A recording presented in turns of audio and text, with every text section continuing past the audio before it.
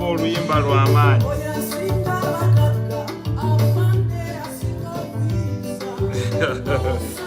Thank you. Mariam Sweet, thank you. Kayemba Hashim, Tashomansha, Wabushala, Mulimutya Mujebale, wherever you are. Lerona Sazeons Jemba Wemu live weno, just simple testing. Welcome back. Katonda Wamanyi, God is great wherever you are. Always remember to praise the Almighty Lord. Yeah. Almighty Lord is always good. Thank you very much. You're all good people. Mwenamba Raba Kedin, how are you? Mutebi Sharif, you're always good. Akram Semwanga wants to be in. Akram Semwanga, you want to be in my video. Akram Mwebale Kubako, Mary Katsmeri. You're all good people. Mwebale nyo mwebale detala. It's been a very long time since we were together. Kavumat Dakota Lawrence. Mwebe Ahmed, thank you for being here. All the way live from Bukesa Parish, Kampala Central. Navalilwa from Germany, Vigets. Oh, so mwebale nyo mwebale dala. You're loud and clear. Kabenge, Kayemba Hashim, Mukisa Agre, Medi live and clear for sure. Misa Semakura inacha tugambiao. Much love for you. Muli de misa chao chagambye. Ntine maso kabalabe baffe Mukama. Yatweyimirira yokka jukokoli. It's been a long time. Abantu mugamba honorable twagala kuwuliriza. Twagala kulabako, tuludde okulabako. Leero ndi wano tunyumyemu. You're all good people, you're all progressive people. Mbagala nnyo. Era ndaba bye mukola. A man of all seasons. Irene Mam Donna, kojao wekobe ddala. Owulidde message akayi nti Katonda w'amaanyi akuwonya abadduyi. Maxi Mboyizi, Mujimba Kakoza, Mugi, how are you?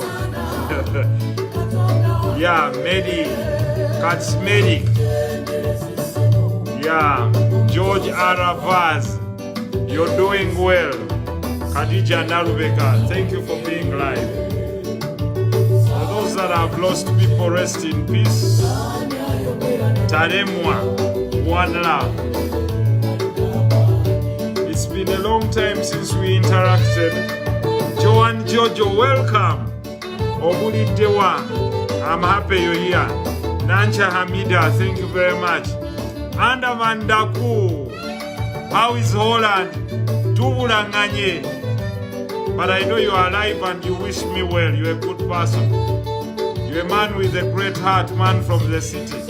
Shanita Nava, Sanso Kuraba, Beatrice Musimenta, Julie Nantongo, Karule, Shafiq Male, Muhammad Ali, Shamim, oh, Mwenakwe Muri, Aida Nakuya, my Kansala of all time, Fiona Lucinda, Mugoya, Salim, Mutunji, Nesta, nice to see you, Mutunji Nesta. You're such a good person. I want us to talk about some issues. Zesayo Gedeko, Patrick Mwanguzi live from Masaka, Ebigambo Tebita. Mwanguzi Masaka Erieta. Yes.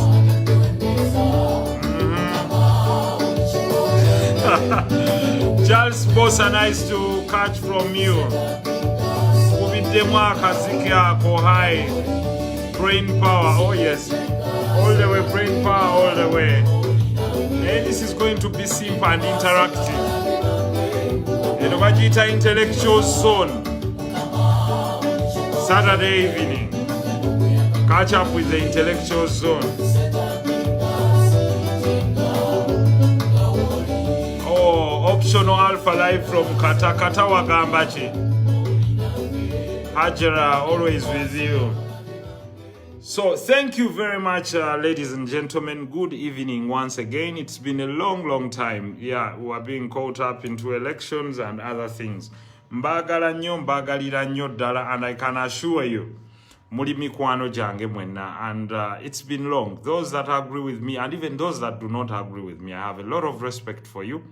And I know that's what a country is always meant to be. Assuming fena twatonde bwanga tusachimu, twandibadde tutegeera tutya.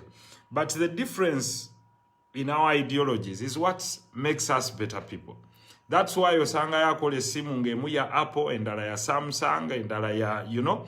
That means that humanity teyinza kubeera created in the same with the same brain. Mulimu ategeera ekintu obulala, mulimu akitegeera bw'atyo, mulimu omulala bw'ati, mulimu omulala bw'ati. But what I can tell you, friends, there is something that is so unique. Always buli bw'oba mu nsi, lowooza nnyo ku kiki ky'oyongedde ku nsi yo ng'omuntu. Ensi eno gye tulimu Africa, abamu gye baagala okuga nti mulimu Uganda n'amawanga amalala, yavadda. Nyina omusajja gwe nasanga bamuyita Black, Adams Black, lwe nali New York luli. Adams Black came out and told me, listen, Mr. Mohammed, for you're from Africa. And he had a very touching story. Nangamba nti, Mr. Mohammed, I would like to go back to Africa. I don't know where I came from. Nemugamba, listen, before you think about Uganda, Ghana, Cameroon, whatever it is, Africa was a whole continent. Now tomanyi we wava, but that means jangwe Uganda otandikira wa tononya wawe wava kubanga ensi by the time slave trade ne slavery we yatandikira zali teziriyo nti ensi ye gundi. That's what I wanted to tell my African brother. Eyo story ndijibanyumiza olulala nga twogera ku passionate stories. Naye nga thank you very much, ladies and gentlemen, mwebale kubaako mwenna gye muli. Ate mbawa ekitiibwa era mbaagala nnyo. Ate era mbaagaliza. The journey gye tulimu mpanvu nnyo. Si nnyimpi abamu nga bwe bagiraba. Era ntera nnyo okugamba abantu nti number a time, I do not look at what you tell me as a person. Ntunuulira ekiri ku mutima gwo na lwaki oyagala okubaako ky'oŋŋamba. Na kigendererwa kyo ki ky'oyina. Mbadde eyo ng'abantu bangamba, Mohammed, please come back. Twagala okulabako ffe tunyumirwa by'oba tugamba. Tuyigamu nnyo. Bangi bayigamu. N'abalala abatayagala kuyiga ne batayiga. Era ne Nabbi Muhammad sallallahu alaihi wasallam waliwo be yagamba nti abamu bajja kubeera Samiina waatwana. Nti bwe babagamba nga baga Samiina waatwana tuwulidde era tugonze. Ne Samiina waaswayina tuwulidde naye tujeemye. Wali abamu nga ajja kuwuliriza aga yes nkuwulidde naye njeemye. Naye mmwe mbaagala nnyo ababeera kuno nti eno gye bayita the think tank zone. Bwe nzija kuno mba njagala nnyo kubaganya ebirowoozo n'abantu, si kufaananya birowoozo. No, eyo si yenkola yange. Not necessarily nti tuteekwa ffenna okufaananya ebirowoozo ng'abambadde uniform y'amagye nti musuuluulu. Ebyo nno biba mu magye. Gye bajja oli n'atuulaawo n'abaga oda kye yakugenda kukola kino ne bakola ekyo nga tebabuuzizza. Ekibandeetera mmwe nti whereas abali kuno kyenva ntera nnyo giyita intellectual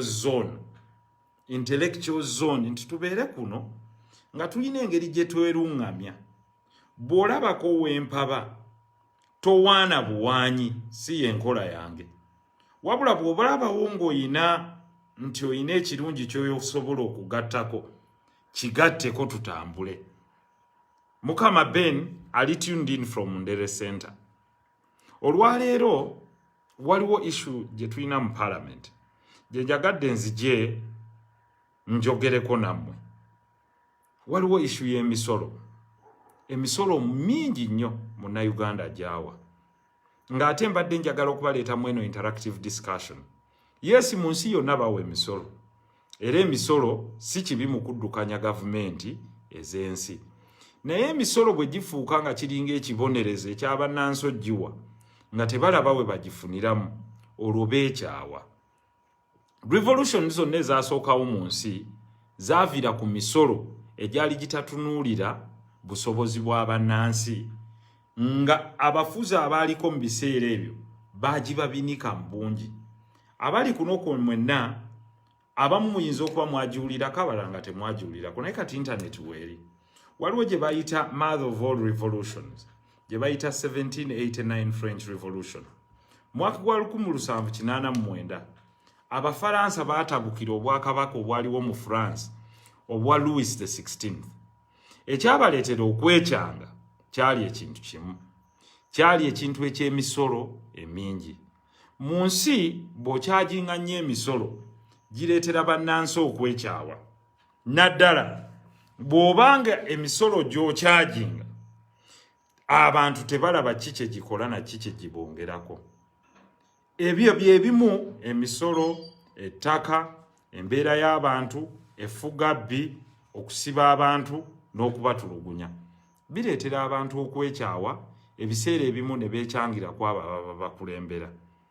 N'olwekyo lwaki tugiyita 1789 Revolution, mother of all revolutions? Kubanga yemu ku revolutions eyali against obwakabaka obwali obw'amaanyi mu France mu kiseera ekyo. Naye ng'emu ku reasons lwaki obwakabaka obwo bwanyenyezebwa obwa Louis XVI ng'ate bwali bumazeewo ebbanga ddene nnyo lwakuba omusolo gwe baali babinika Abafaransa. Nga bawa omusolo ku munnyo, nga bawa omusolo ku birime, nga bawa omusolo ku bye balya, nga bawa omusolo ku buli kimu, naye nga bagenda okulaba gwe babawa Queen eyaliko mu kiseera ekyo bamuyitanga Marie Antoinette. Abaasomako European history, Marie Antoinette yali yeejalabya nnyo nga bagamba nti mu biseera ebyo yalina epeya z'engatto ndowooza ezaali zisukka oba kye tugamba mu biseera bino ezimenya amateeka, ng'ayina carriages za horses ezimuvuga okuva mu Versailles paka mu mbiri ennyingi, nga byonna byakwejalabya, ng'ayina ba servants bayitirivu amwoleza engoye, amwambaza pini, amwambaza engatto, amwambaza sokisi, amwoleza ekikopo, amutambuliza kino. So ebyo byonna byaleetera abantu okwekyawa mu kiseera ekyo. Bwe byaleetera abantu okwekyawa mu kiseera ekyo ne bagaana edda. Omufaransa tayinza kugenda n'awa musolo guno gwonna nga n'ettaka baalimuggyako, emmere gy'alima erina okugenda mu bakulu abamu mu kyaki, endala n'egenda mu bakulu abamu abaliraanidde obwakabaka obwa Bufaransa. Ekyava omwo abantu bonna baanyiiga. Kabaka bwe yagenda okuyita King Louis XVI eyali afuga obwakabaka bwa Bufaransa mu kiseera ekyo, bwe yasamoninga gye baayitanga paalamenti yaabwe gye baayitanga Estates General, bwe baatuukawo baatuukira mu kwekyanga. Lwa nsonga nti ne bwe baatuukanga muli gye bandirowooleza nga bw'onoga nti paalamenti ya Uganda nti eno gye banaateeseza, nga ennamba yeewunzika, nga bannaddiini be mwayitanga baklagi, nga beegatta ne bannobilite be bayita abakungu ba kabaka b'obwakabaka bwa Bufaransa, ne bakuba akalulu, ng'akalulu ako tekakwatagana, nga balonda 2-1 mu reso. Bano nga beegatta ne bakuba akalulu, akalulu ako nga kabanyigiriza bano ba peasants. Basebo ne banyaba abali kuno, story ya French Revolution mpanvu naye ate empoomu. Kyova olaba ngamba nnyo abantu nti musomese nnyo abaana. Bw'oba tewafuna mukisa n'osoma, ku intaneti kuno kuliko okutambula n'okumanya. Oyinza okugamba bwe mba saagisoma kangende nsome ku French Revolution eno njyetegereze. Abantu bonna bagamba struggle, revolution, struggles, revolutions. But a revolution is spontaneous. Eva ku busungu obuba bwetumbidde ku mitwe gy'abantu. Bwe bubalukamu bwe bati ne baga nti nedda kati twekyanze twekyaye. Tekiva ku nsonga emu, ensonga zijja zipayiringa paka bwe zituuka ku nsonga esembayo. Abantu ne bakola ki? Wembajjidde okubasomesaako kweyo French Revolution yaliwo oba okugibawaako ng'ekyokulabirako. Abafaransa baali mu kunyigirizibwa okutagambika, era nga bangi ku bo abantu ba bulijjo abaali abalimi nga ssente tebaziraba, ng'ate n'ekibonerezo eky'obutawa musolo abamu baabatemangako emikono, abalala baabasiba ekiseera nga kiwanvu, abalala ne babakuba nga bakubira omwami maaso ga mukyala we abaali abawooza b'omusolo baali very brutal nga bakambwe. Olwaleero bwe natunuulidde etteeka mwami Kasayija lyaleeta najja n'agamba nti omuntu anaaba tafayirinze tax returns bajja kumusiba emyaka 6. Ekyo nno kyanneetedde okwewuunya. Ne ngamba nti abantu baffe balinga ba restored baboons. They learned nothing and forgot nothing. Bo balinga abeerabidde nti bw'onyigiriza nnyo abantu bavudde mu kalulu abamu si basanyufu. Alabo bavuddeyo nga si basanyufu ebyabwe babitutte. Abantu babagoba ku ttaka waliwo butali bwenkanya. Bizinesi z'abantu zigwa ebintu byabwe banka zibitwala. Emisolo naawe n'oyongera ogirinnyisa. N'ogamba n'omuntu nti anaaba tasobodde kakasa gavumenti nti asobola okuwa omusolo wa kusibwa. Nze naawe weŋŋambira nti mwenna abayigirize n'abategeevu abali kuno twanditunuulidde ensonga eyo nga tugirabamu ensonga ey'essimba. Kyekyo lwaki nze wano mbabuulireko nti how the mother of all revolutions was built. Tewaaliwo one factor. Mwenna muzijjukiremu ku ezo lyali effiga B lya King Louis XVI ne mukyala we. Abo nno baali baatwala obwakabaka bwa France nga bafugira abantu mu bumbula nga tewaliwo of course okulonda tekwaliwo kubanga waliwo obwakabaka naye waliwo olukiiko lw'abawabuzi olw'abantu olwe baali bayitanga States General ndowooza lwali lumaze emyaka 175 nga terutuulanga. Abantu ne baga nti nedda waliwo embeera etakwatagana abantu ne kye bayita okwekumamu omuliro. Bwe beekumamu omuliro kabaka n'ayita mangu Louis XVI olukiiko olwo lwatuulangamu abasajja abategeevu mu nsi eyo abamu be bayitanga ba philosophers. Ne mutuulamu abasomesa ab'enjawulo, ne mutuulamu abasawo, ne mutuulamu ne ba peasant. Naye nga baali mu kuba akalulu balina okweyawulamu ebitundu 3.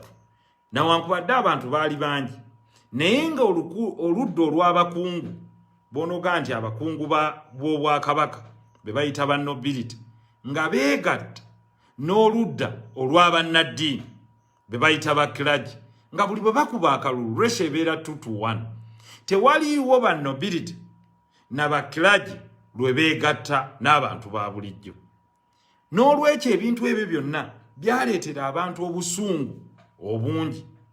Era bwe basinzira ku biwandiiko ebyawandiikibwa abasajja abagezi nga Montesquieu mu kitabo kye muwulira ekya I think Spirits of the Law, yagenda n'agamba nti man is born free and all rights given to man are not guaranteed by the state. Awe waavirawo ekigambo emancipation. Abantu ne bagamba tugenze ku nguudo ekijja kijje. Naye mu bino byonna kikyengezaako kubagamba. Kambawo example emu. Mu Uganda yemu ku nsi, sigambye nti yensi yokka.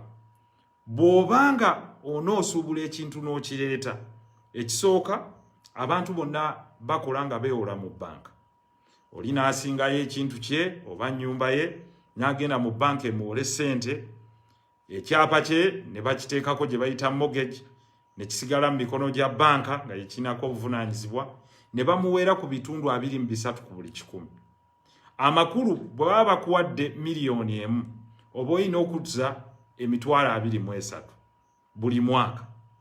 Bw'oba tonnavaawo kitegeeza bw'ofuluma bw'oti mu mwezi ogusooka oguddako banka eba yagala ssente zaayo ezisooka emitwalo 23. Ng'ogenda tugeze ogenze China oba ewalala nga bannayuganda bonna bwe bagezaako okusuubula. Miliyoni eyo bw'ogitwala ogisuubuze China, bw'oleeta ebintu bya miliyoni, gavumenti ya Uganda ekuggyako 33%, withholding tax ya 15% ne VAT ya 18%. Automatically eyo 33% eri mandatory eyo gavumenti egikuggyako. Kati ku miliyoni oba osigazzaako emitwalo 7 kakati yali etaddeko n'omusolo gwe tuyita infrastructure levy ya 1.5%. Ekitundu kimu n'ekitundu 1.5%. Nti ezo za kuzimba leerwe, ebintu bino twajja kutubiwakanya lwe nabagambira mu kiseera kya COVID nti the most important thing now is to lower interest rates and lower taxes, to encouraging abantu baffe okugenda mu infrastructure mu spending enatuyamba okurevampinga economy eno. Unfortunately bannaffe tebaheedinga to the call lwansonga bo si kye baali interested in, era government yeewola $492 million round about that figure okuva mu IMF ezaali meant okustimulating economy nti baziwa abantu business zaabwe ezaali zigwa, naye zonna tewali gwe baaziwa. Ne bagaa nti bagenda giziteeka mu Uganda Development Bank balabe nti baziwa abantu abalina business ennene. Ekyo nno ffe abamu twakiwakanya, naye bannaffe abatayagala kuwuliriza birowoozo ebiri meant for economic transformation ng'abasinga bo ku byo bye baagala okuwuliriza is ani agambye eki, ani awaanya ani, and unfortunately abamu munansonyiwa. That is not my nature of politics or as a nature as a person. Nze ndiwo kubuulira ekyo ne bw'oba tekijja tojja kisiima, kubanga nnyina mentality eri erowooza nti you don't need to be very many to transform a nation. You need to be very committed and a few to transform the minds of people. Jesus had a few disciples, bali 12, nene ba transforming the world. Nabi Muhammad sallallahu alaihi wasallam teyatandika kuna baswahaba mitwalo. He started with a few, nene abagamba please let us remain focused. Ekisooka tweyisa tutya empisa zaffe ng'abantu ffe tubeere bwe tuti. Bannaffe bwe bakola bwe tuti ffe tetubafaanana, ffe tubaawukaneko. Bali bwe baba bawemula gwe towemula, era bw'ojja ku mukutu gwaffe ffe tukozese kimu, brain power.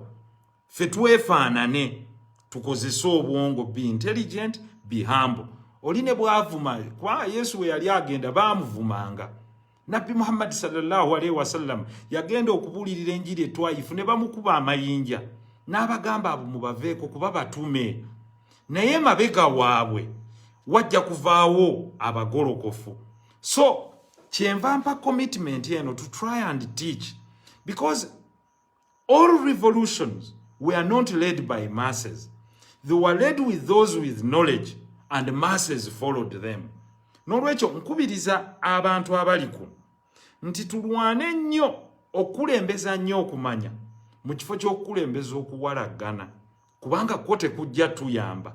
Ne bwe tuba abamanyi abatono kituyambako. Kyova olaba nti nzize okubabuulira ebintu bino nga nsinzira ku byafaayo wabula nga nsinzira n'ebiri ku ground. Mbalaze nti omuntu bwe yeewola miliyoni emu, gavumenti esooka n'etwalako withholding tax, n'etwalako ne VAT. Gwe ateekateeka okusuubula oba ateekateeka okuweereza omuntu sente nti mukole business, tegeera kino kye nkugamba nti buli gy'osuubulako miliyoni emu, gavumenti ya Uganda esooka n'ejjako emitwalo 33.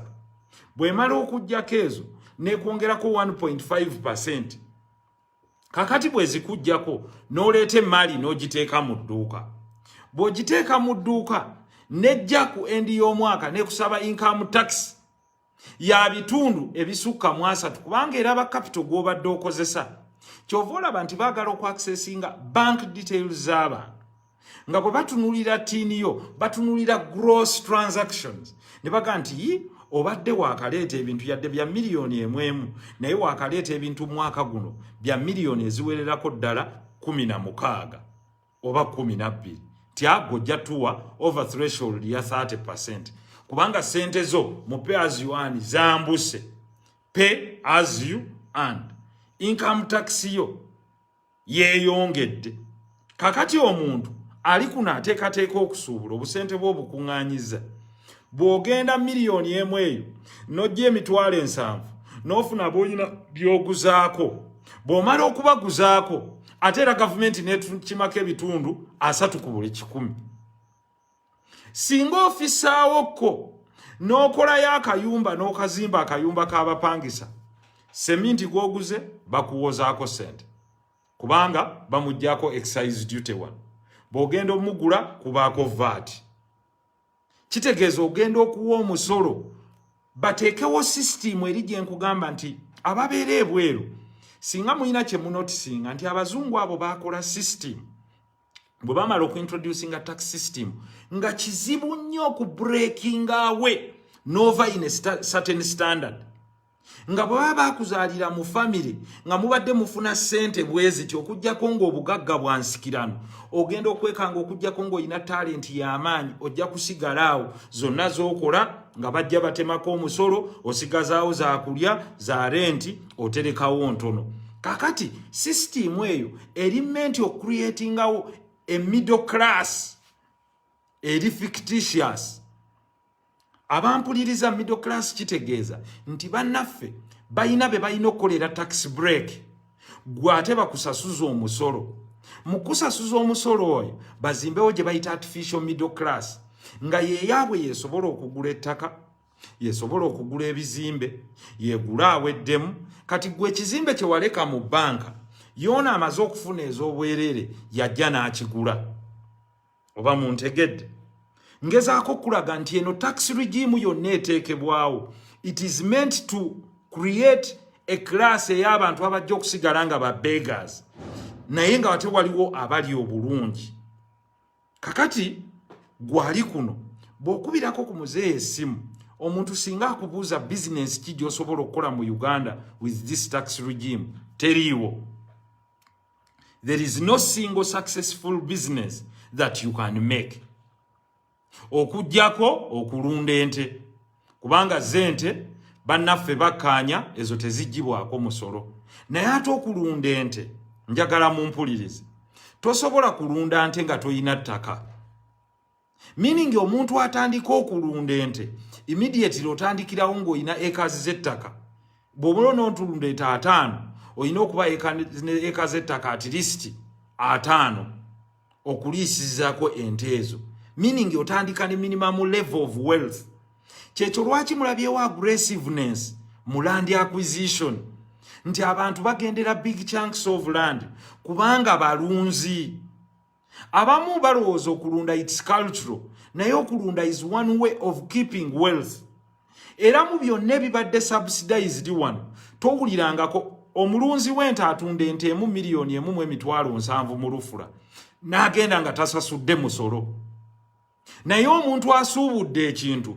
olutunda miliyoni 1 bakugamba sasula omusolo oba kati muyina kye muntegeddemu omulunzi w'ente kankuwa ekyokulabirako kimu President Museveni agenda n'agamba tumuwe ekitiibwa nti ye mugagga wante katumuweeko ng'ekyokulabirako kansubire tetuyingiridde bizinesi ye na privacy ye naye bino bya declaringa ewaigigi era kyenyumirizaamu atwala abantu esisozi bw'aba atundwa ente 2,000 buli mwaka tayina nte n'emu gy'aweerako musolo naye ente 2,000 kiba kitegeeza afuna obuwumbi obutakka wansi wa buwumbi 4 kakati obuwumbi obwo 4 teri amuggyako musolo kubanga bw'atunda ekyamaguzi ekiyitibwa ente tebamutakisinga ku Lufula so nga ate ente bagisasula cash ente y'emu ku birya ne bizaawo obutonde naye era ne byonoona n'obutonde bw'ensi ate era kyekimu ku bisinga ebyennyingiza ekyo buli bw'okireeta mu debate bannaffe banyiiga temunyiiga nga bwe tugamba nti omuntu yenna agenda okubeera licensed okutunda emmwanyi ajja kuwa omusolo n'omuntu yenna agenda okutunda ente abeere licensed ng'omuntu w'enkoko bw'omuggyako omusolo nti bw'atunze owayugakiiki ojja n'omuggyako omusolo abamu bajjaga nti oli bw'atunze ennyama n'emala n'egenda mu butya oba mu supermarket nabo bawa omusolo ye aba aguwadde ddi ku income ye ku income ye kuba omuyimbi bw'ayimba bw'ategeka ekivulu bamuggyako ssente lawyer bw'akola amagoba mumuggyako ssente waliwo ne gye tuyita professional fees kati ezisasulwa ku buli professional certificate nga practicing certificate eya lawyer ey'omusawo n'ey'abalala zivaako kakati ye commercial farmer sigama muntu wambuzi emu ewaka wante emu commercial farmer omuntu alunda ente azitunde yawadde omusolo ndowooza kati abantu bwe muba mutandise okwenera okugaziya ku ntegeera yaffe nga sicha onokoloti ate nze senkareginga nnyo bantu tovumono musomese nti nga bw'ogamba omuntu nti alina ettaka lye nti bw'aba n'ettaka obutafaananako United States nti omuntu bw'oba n'ettaka lyo even the land rights are yours. Wano mu Uganda all minerals belong to the state. Amakulu nti ewamu waba awettaka wansi ne basangayo gold, oyo gold afuuka wa government. Ekyo nno si kya bwenkanya. Ze zimu ku amendments nze ng'omuntu ze nali njagala okumuvinga. It's not a right that all minerals belong to the state. Land is all ours. Naye omuntu state bw'eba eyagala can compensate that person and take over the mineral rights. Ne kino ekyokuvaayo linaagamba nti ettaka lyammwe twalisanze awo emukono muyina yeeka 2 muyinako gold nti kati okuva n'olwaleero ebyobugagga by'omu ttaka tebikyali byammwe. Gomanyi kyoba jjajja wange we yagenda okugulirawo nga baamusiinyaako nti walibaawo gold. Kakati olwo gold yenna wa ggwanga. Ate mu ggwanga mu kyo kye bategeeza nti baddira musigansimbi ne bajja ne bamuwaawo ku bwereere n'asimawo gold n'amu exportinga n'abeera wuwe. So nze mbadde njagala ebintu bino mbibayigirize in such a manner nti eno gye tuyita intellectual zone. Intellectual zone kitegeeza nga bwe mbadde mbabuulira nti since the inception of revolutions in history ababadde bazimuvinga be bamanyi. Kubanga abantu baffe abatamanyi be baba bakwesa okumanya. Kizibu nnyo okwevaamu okugamba nti kino na kino na kino. Singa obuuzizza omuntu yenna oba ow'omu katale nti maama olowooza owa musolo ki ffe baatuggyako empooza. Naye ow'omu katale n'atamanya nti bw'agenda oggula omuvumba gw'essaati oba ogw'empale oba ogw'engatto awo omusolo. Ye mu bwongo bwe kimukkako yaba alowooza nti tawa musolo. Unfortunately tetwafuna kiseera kinene mu kiseera kya campaigns ku addressing nsonga zino. This should have been some of the salient features ezandibadde mu campaign. Kyova olaba nti ensi z'abagunjufu ziteekawo ekiyitibwa debate. Ekiteekesebwawo debate zino okusengejja abantu ababa beesimbyewo okuga nti ono yeesimbyewo agwanidde omutindo gwatuuseeko gwegwo. Naye mu nsi za Africa kiba ono avuma ono oli avuma oli tojja genda ajja genda tojja genda ajja. Ekyo tekiina nsi gye kyanunula. No way. People must be enlightened. Olina omugaa nti obadde tokimanyi nti omukulu yakuggyako empooza naye ate wasigaza omusolo guno nti omusolo bwe guti omusolo bwe guti n'omusolo bwe guti. Now look at the entire world order. Ensi zonna zoogera ku stimulus packages. Bw'otunulira Germany ndowooza 130 billion euros zegenda okuwa abantu baayo biliyoni 13 eza euro zegenda okuwa abantu baayo ababadde bali mu businesses ne balaying off bawakazi baabwe. Mucho bagezeeko okuwa 80%. Omusaala bw'oba badde ogufuna bakuddiza ebitundu 8 ku buli 100. 80% of what you've been earning must be paid back to you as a result of having been laid off olw'okuba waliwo COVID restrictions. Kambawo ekyo okulabirako kimu. Malls zaggalawo. Amaduuka agaali gatunda bwe gaba gaali gakozesa abantu 10 kati gakozesa 4. The government should account for the 6 baliwa. Enoonye okubawa ssente wakiri 50% of what they were earning. Naye bw'ogenda okutunulira mu ggwanga ng'eryaffe tetuyinaawo employment desk. Tuyinaawo n'ogenda nti oba ku city authorities nti wano waliwo unemployment desk oba employment desk. Omwana amaze okusoma oba afunye skill wa dropping a CV and it doesn't even need to be an office, it can even be online.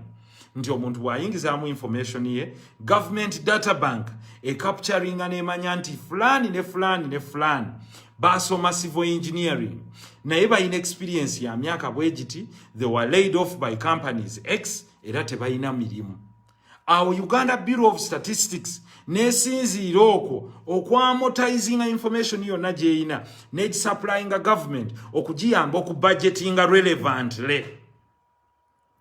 Eyo nno mu bukulembeze obw'abantu abategeevu ensi bwe yandibadde etambula nti abantu baffe ababadde bakola emirimu bwegiti bali laid off olwa kino ne kino ne kino. But who can tell you between last year to now COVID lwabaddewo abantu abaafiirwa emirimu baliwa bameka bebaani baali bakola ki kati bakola ki?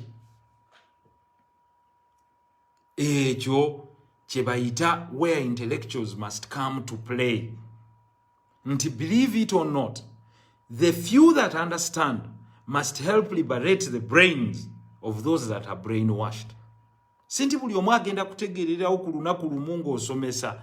Kyenva ngamba abantu bange abali kuno temuvuma abo bayomba. Abo mubaveeko kubanga sinti buli omu agenda kutegeera. Twabeeranga mu kibiina omusomesa n'abaga nti kino kigenda kukola ne wabaayo agaana ge twayitanga gakawuulu ssebo ne gawemula omusomesa. Naye olwaleero basanga be babonaabona n'omugaa nti nno gundi nali nkugamba naye ng'oli mu kiraasi nga tofaayo kati obonaabona n'ofuukira banne ekizibu.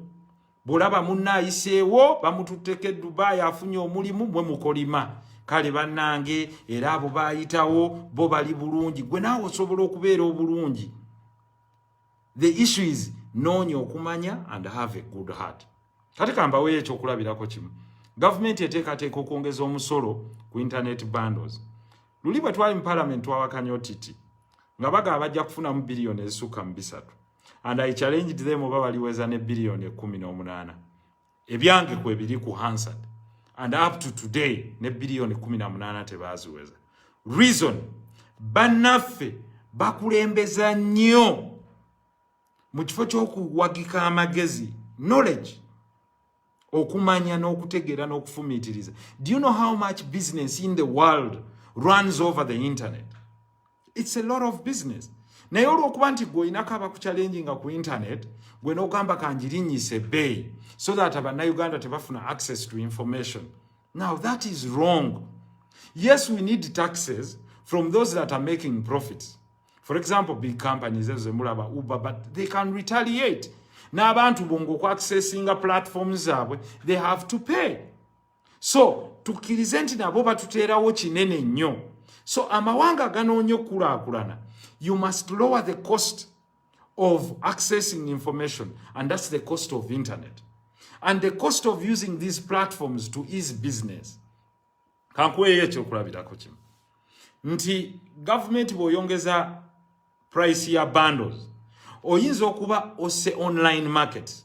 Kubanga nze okwaccessing ebintu bya munnange byatunda, ne bw'aba tali wano, a Ugandan can make business ne bw'aba ali Qatar, Abu Dhabi, Saudi Arabia, wherever she is, ng'ali ku internet. Internet eno buli omu akyuzinga ekyo gikolerako. Omu ayinza okukyuzinga ogiwemulirako, omulala ogivumirako, omulala ogivoolerako, omulala okuggyako amagezi obwongo. We all have 24 hours in a day. Gwe lwaki toddeyo n'ofumiitiriza n'oga nti wait a second, lwaki ndi bwenti nga munnanga ali bw'ati? Omuzungu kimutwalira ebbanga ddene. Omuddugavu aga kale ye lwaki ali bw'ati? No, soka weebuuze. We all have 24 hours in a day. Why is it that such and such a person is doing it in a better way? Ojo noonye essimu y'omuddugavu, ogenda noonye essimu y'omuddugavu nga mu phone book alimu n'abantu 2, Sula ow'ennyama, Tone owa boda, Salabaya owa special, Kyemwa kinyozi, Gundi ow'engatto. N'omubuuza abo bonna ogenda kubakubira ddi? Gwe bw'obikkula essimu yo mu phone book, njagala ombuulire bantu bameka abaali bakubiddeko nga bakuwa business, n'abantu bameka abakubira buli mwaka nga batwala butwazi. Who do you consider as a friend? 90% abantu ababa bakubira, halo tie munnange nfunye ekizibu, naye nga bameka abakubira ganti mbadde nkubuuzaako bubuuza. Bameka, look out of all your friends, bantu bameka abakubira nga akuga nti halo salamu alaikum honorable nti oba sizise munnange oli otya nti mukama yeebazwe nti mbadde nkubira kusuubiza kwagaliza kiro kirungi oba nyina business idea gyendeeta. 90% will run to your doorsteps nga ine ekizibu. Halo tie baba munange ntie anti wagende eranda nintie naye mbadde nkubiddeko nga nkutegeeza nti baganda bo wano tebakyasoma. Kakati ne wesanga nga n'omuntu yagende ebweru naye kimufuukidde kizibu. Nga abantu bamufuukidde ekizibu. Ate nabo ne bannaffe abamu abali ebweru ne balowooza nti bakitalo nnyo bensi yaggwayo. Bali obamukubirako essimu nga bano balabika bansaba. No sinti buli omu aba akusabiriza, not at all. Mulimu abakubira omuwa obuwabuzi.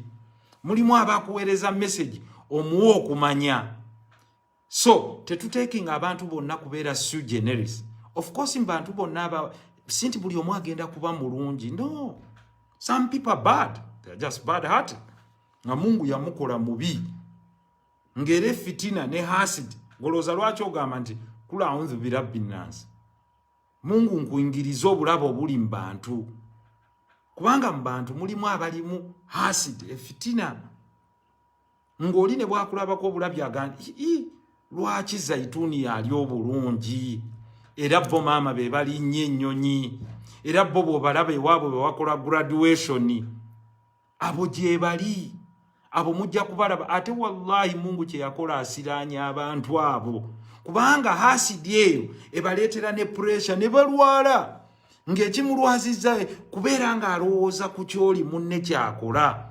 N'abeerawo ng'obusungu bulumu abamu bajjamu n'obulwadde bw'okkankana. Obulwadde bw'okkankana ng'ali stressed aga iyo muwala oyo ye era yayambala engatte ennungi.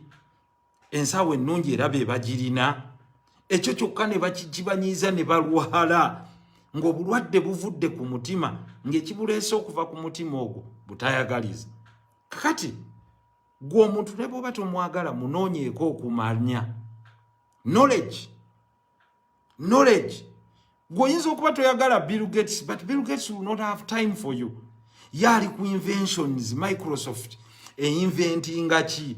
Gwe ne bw'otulaawo n'onyiiga kale abazungu bo tayina budde bwo. Era mukwano gwange yaŋŋamba mu ssimu yayinamu abantu 5, taata we, maama we, mukyala we n'omukwano ndowooza omu. Kwota nafuna mwana. Ne mugaki n'aŋŋamba ate abalala baaki. Ne mubuuza why n'aŋŋamba the rest are acquaintances. N'olwekyo mmwe abali kuno muyige okwawula wakati w'omuntu gw'oyita nti mukwano gwange. Mukwano gw'okyo oyinza omuteresa ekiraamo kyo. Ayina ebibyo by'amanyi. Bano abantu b'osinsanga wano n'asiba nga kye yawulidde ku ono kyaleero ejja kumulala. Omuddugavu kyasinga okuinvestinga mu lwerugambo. Munnange kabalukiddewa. Kakati nze siri muntu nze nojje wange nojja nti onyumye ku muntu. Ansa yange eri simple. Nkugamba gwe toyina budde bukola bibyo. Lwaki ozze kunnyumiza ku muntu oyo? Gwe bibyo bikola ddi? So, ebibyo bikola ddi ne bibyo ebibyo bikola ddi? Therefore, nze bwe mba mbuulirira abantu ne ku ggwanga lyange. We love our nation with a passion.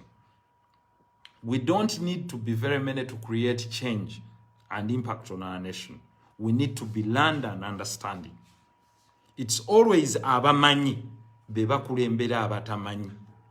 That is why abantu bajja bakyuka nga bakulembera abantu nga bagoberera ono ne badda ku ono ne badda ku ono ne badda ku ono. Kubanga bo they are yearning to get where they must go. The issue is how do you take them there? Do you take them in an organized manner? Do you take them in a disorganized manner? And what are you going to do for them? Kyekyo lwaki abantu beewaayo ne baga nti president ne bw'oba osazeewo kulwanira wano Luweero lwanirawo kubanga ffe tusuubira Uganda gye tugenda okugendamu ejja kubeera n'obwenkanya eri buli muntu. And what eats up revolutions? Revolutions ezizisuula is turning against their own babies ne bazitandika okubalya. A product of a revolution is their success. Revolution kyeyina okwenyumirizaamu. Bwe turning against its own brainchild, again its own baby, ekiddirira kwe kusaanawo. Ebyo nno bye bigambo bye ntera okusomesa abantu baffe. So that's why I normally call it the intellectual zone. We don't need to be in masses. we need to have commitment and we need to have knowledge. So mwebyo byembadde nkugamba byebimu ku ebyo nti tutunulire ensendala zigaba ki, ensendala zoogera ku ki. At the moment omuntu ali e UK nga yali aoninga ebbaala bw'aba yasalako abantu gavumenti esigala ebasasula, eyakendeeza ku restaurant gavumenti ebasasula. Sente ezo ze zaali zaaweerezebwa mu Uganda ti abantu bonna bizinesi zaabwe ezaagwa ziyambibwa zitya. Naye kyekiri kyembaga nti ku taxi regime eriwo mu Uganda ne bw'onooleeta sente ki gavumenti ne bwekuwa biliyoni 10, the issue is time kizo gy'onaamala nga tonnagwa, but you will collapse. Kyekyo lwaki nti teri musigansimbi ajja kukolera mu Uganda nga tewaliwo tax holiday. Kyasooka okubasaba nti temunsolooza misolo, meaning ye bwe muba mwatandise ne miliyoni emu aba atandise savings emitwalo 3 nga gwogawa. Ekyokubiri abagamba mumpe ettaka ly'obwereere. Gwe n'ogenda n'oddira ettaka lyammwe lye mwasikira ne mulitemaatemamu ne mulitunda mufunemu capital. Omu n'atandika ka restaurant, omulala n'asuubula ennyaanya, omulala n'asuubula e China, omulala n'agendako e Dubai. Kati gwe asigadde mu business. Tugeze ogenze mu business ya joola.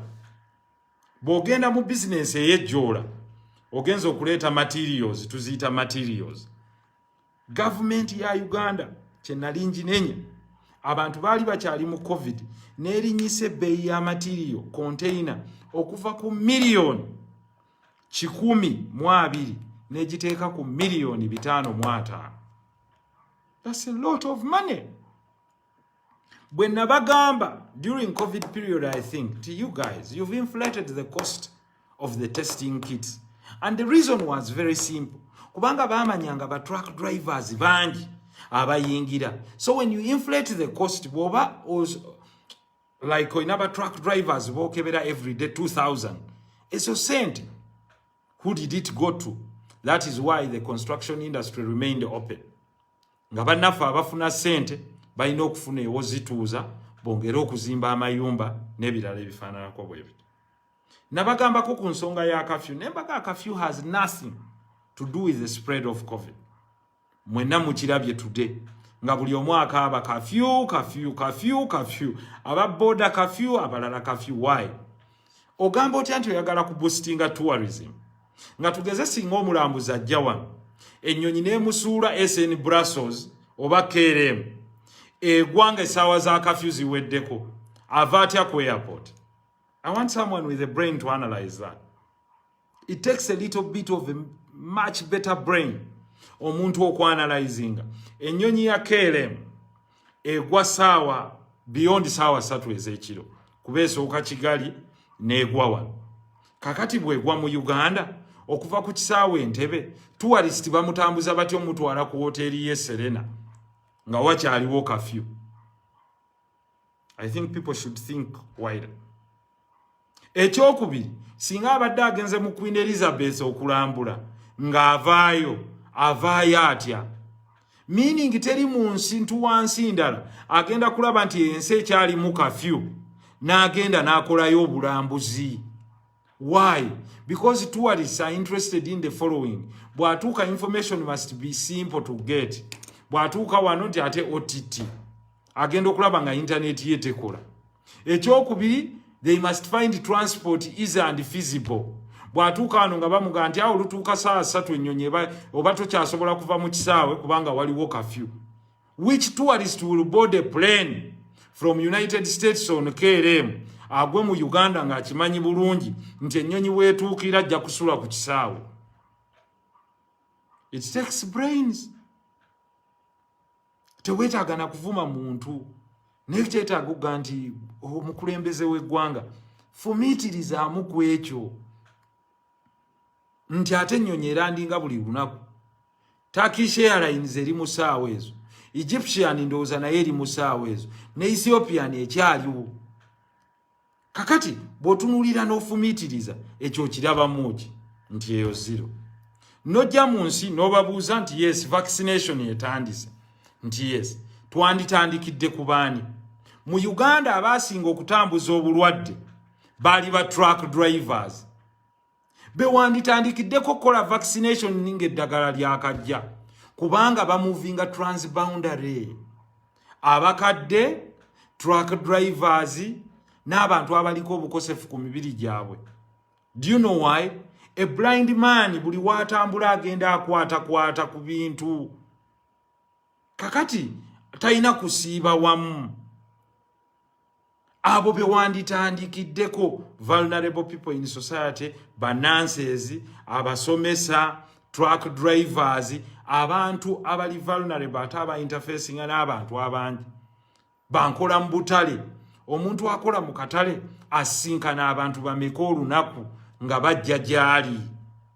Abantu bonna abalina underlying disease, kyekyo lwaki nti twandibaddewo ne bw'olabanga bw'onolaba NHS, National Health Services, ng'eyina application, eyina database y'Abannayuganda bonna, nga bamanyi abantu bonna abalina underlying disease, n'omuntu asemberayo ddala emubende. Era eddagala olwandisoose okutuuka nga baga abantu abalina obulwadde, tugeze obwa HIV, abalina sukaali, abalina gundi, eddagala lyatuuse dda emubende, lyakoze bwe riti, mujje bwe muti. That is how we have to think in the world. Kakati, toyinza kugamba, and you want to boost tourism, mulimu emirimu egyalayinga ofu abantu because of curfew. Kankwe example. Emirimu gy'ebitongole by'amawulire, they cannot afford to move people. Beyond that time, baba gatanga ne baba vuga mu buses. Daily Monitor, I think Nation Group, yakalayinga ofu abakozi 40. Kakati 40 buli omu abadde ayinako abantu 5 abadde bamulya ku mugongo. Those are 200 people abatayina livelihood. Now, it takes a little more than average intelligence omuntu okumanya nti Nation Group weereyingira off kakati ate Serena, Grand Imperial, Africana, hotels endala zakaleyinga off abantu bameka era bagenda kulyawa. Where are these people going to feed? Nomala okukola ebyo byonna ate n'oggulawo amasomero. Bw'omala okuggulawo amasomero ate n'ogamba abazadde baddeeyo abaana basomere ku fees ki? Bwe twaleeta ekya payment y'NSSF nakirwanako naye nga bagula abantu muvume buvumi Nsereko. Just nze manyi sente ezaafubutukayo okunvuma okunwanisa during the campaign just because nayogera ku NSSF. Then they sponsor your opponents for our sente here and there. But to me, the most important thing was that when nali nwanirira omuntu one yatereka sente ze mu kyaji ky'NSSF afuna kodi ku sente ze nga tannafa. Ekyo they overlooked it. Paka bwe twakiyisaamu n'embazzi newe njogerere omukulembeze era akyaganyo kisayininga. This should have been the issues as arising during the campaigns and elections. Salient issues during the campaigns.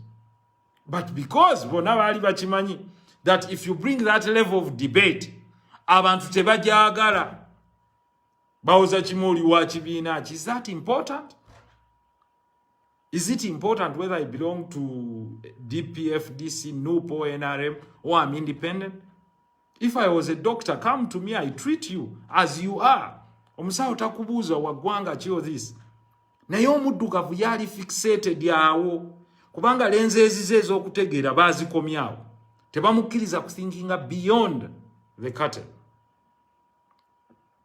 Now, as Africans, we must learn to think beyond the curtain. That is why, as a colony, Africa and Uganda fetu suffered nnyo as a result of the side effects of colonialism. Buli muddugavu wali waabonabona. Ne bw'otambula mu mawanga gonna be bali homeless, be bali mu njaga, be bali mu bino kubanga omuddugavu tayagala ku strugglinga. I don't know why our people want simple things.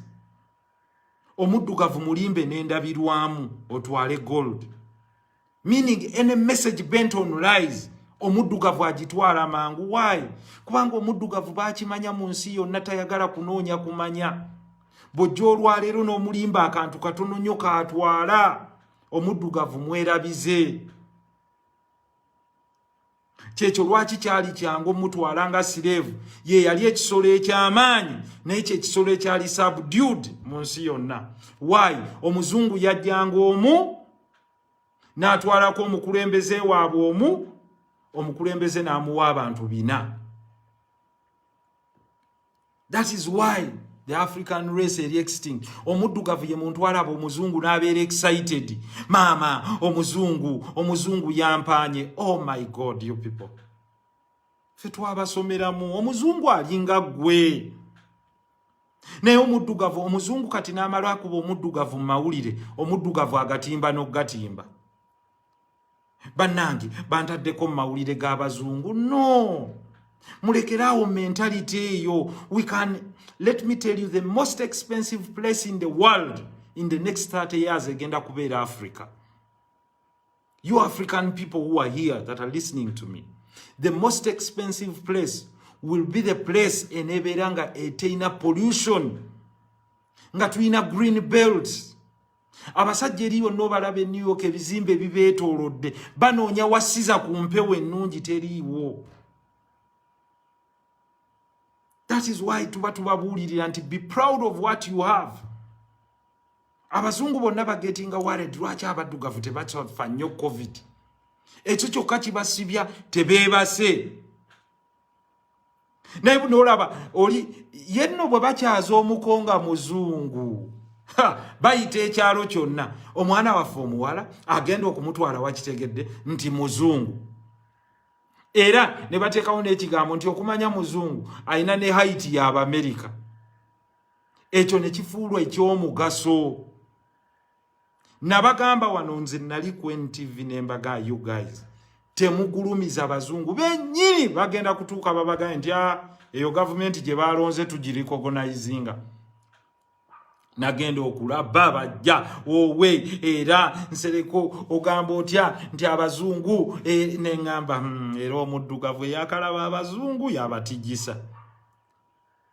Baba no bagenda kujja wano okusayininga amafuta gaabwe batwale. Why? Omuddugavu bamumanyi. Omuddugavu just musiigeko kazigo nansi their ego. Mulimbe. Easy to confuse. Muwe mpapula. Muddugavu omuwe mpapula alowooza mu Ngereza. You're not totally British. You're British naturalized but totally. Tegera we wamwe jova. So when we are talking about building the African values, that doesn't mean nti oyina okwerabira wamwe golowooze nti onaafuuse wakitalo. We must fight to make our home better. But I cannot accept nti nze ntule wano ng'amba abantu let us destroy all our home. Ekyo sikikkiriza nze omuzungu tantuusaawo. Era mugambwe lwaki temudestroying ewamu. When people did an insurrection ne bagenda ku Capitol Hill, abazungu bonna nakati inquiry ekyaliko beekyanga. Kubanga ekitiibwa kyabwe kyanafuyizibwa, kyakakanyizibwa. So, nyina we tukkaanya, nyina ne we tutakkaanya. Bye tukkaanyaako tubikolere wamu. Bye tutakkaanyaako tusigale nga tuwaŋŋana ekitiibwa. Eyo nze ye mentality yange. Siri mweri syndrome y'abantu erowooza nti jangu gw'otakkaanya naye muvume. No. Why should I insult you? Nze ngenda kubuulira kituufu nti listen, value y'ettaka mu Africa egenda kulinnya, tegenda kugwa. Why? Kubanga ku ndwadde ezivuddewo olw'okuzimba ebizimbe n'okumalawo ettaka n'obutakuuma butonde bwansi, Africa yeeyina ku preservinga green eno nezimba infrastructure ennungi.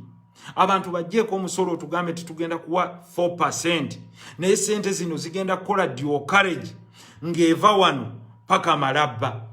Abantu baziwe dual carriage ogizimbire emyaka 2. Tugambe nti kati tuzaawo eva wano paka ku boda ya Congo nayo bagirabeko. People will be happy to pay that tax nga balaba the return.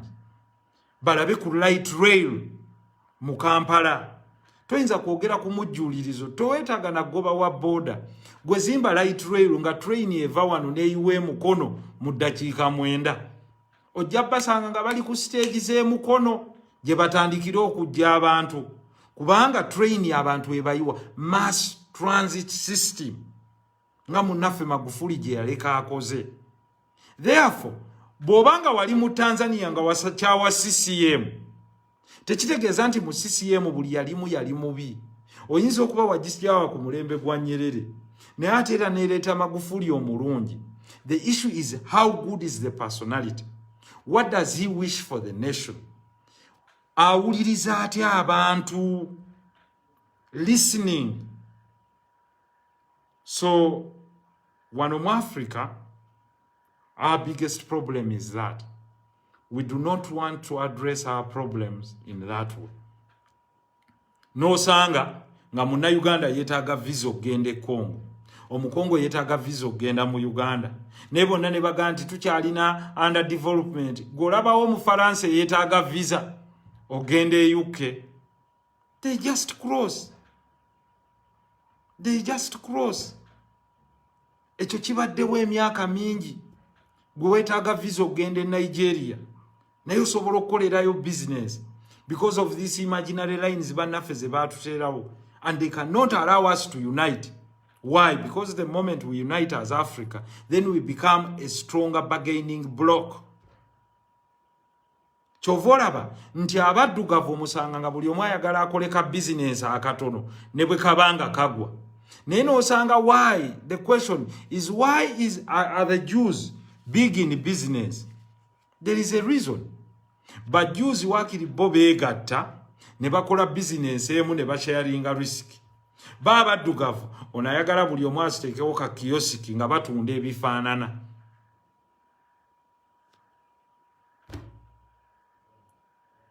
In the contemporary world, people no longer hold money in form of ntiraga. Bill Gates baga ntiraga properties aina kataina. Ne mubuuze liquidity worthiness ye. Kati mwabali kuno, buli omwali kuno, nkulekeddeyo ekibuuzo kino. What is your liquidity worthiness? Singa bagamba leero ekiro nti raising $1 million okolaki? Oziyina in cash? If you don't have it, then you have a problem. Fe wano tebatusomesa financial literacy. Ne mbazungu ne bono okola omulimu gwa kusiimula ttooyi bakusomesa. Bakusomesa ogukola otya. Naye wano buli afuna ssente nti kanzimbeyo obuyumba bw'abapangisa. Kubanga kye mwategeera tewali financial literacy. N'atamanya nti waliyo ne kye bayita treasury bond esasula etya. Nti omuntu bw'abeera ne biliyoni emu oba bw'abeera ne miliyoni 100 teyeetaaga kwoleka amayumba nti nyina amayumba 100. Asobola okugula treasury bond ne bwe bayansinga Kenya oba Uganda. Genda osomeko nti treasury bond eya Uganda eri ku ssente mmeka. Nti bwe nkwata miliyoni 100 nenziteresa Bank of Uganda oba banka ye Kenya zimpa ssente mmeka buli mwaka. Ate ne zisigala nga nazo gye ziri. Okebere na business ki gyosobola okukozesa biliyoni emu neza ssente zezimu. Naye n'osanga omusuubuzi ng'asinga ennyumba ye agende mu banka emuwole ssente kwezo ze yeewoze mu Bank of Uganda. Naye ng'asobola okukwata biliyoni emu yemu n'agenda n'agula treasury bond ya Uganda ya myaka 5 oba 10. Ssente ezo biliyoni emu gye ziri teziriiko risiki. N'abeera ng'afuna 16% per annum. Mu myezi 10 miliyoni 116.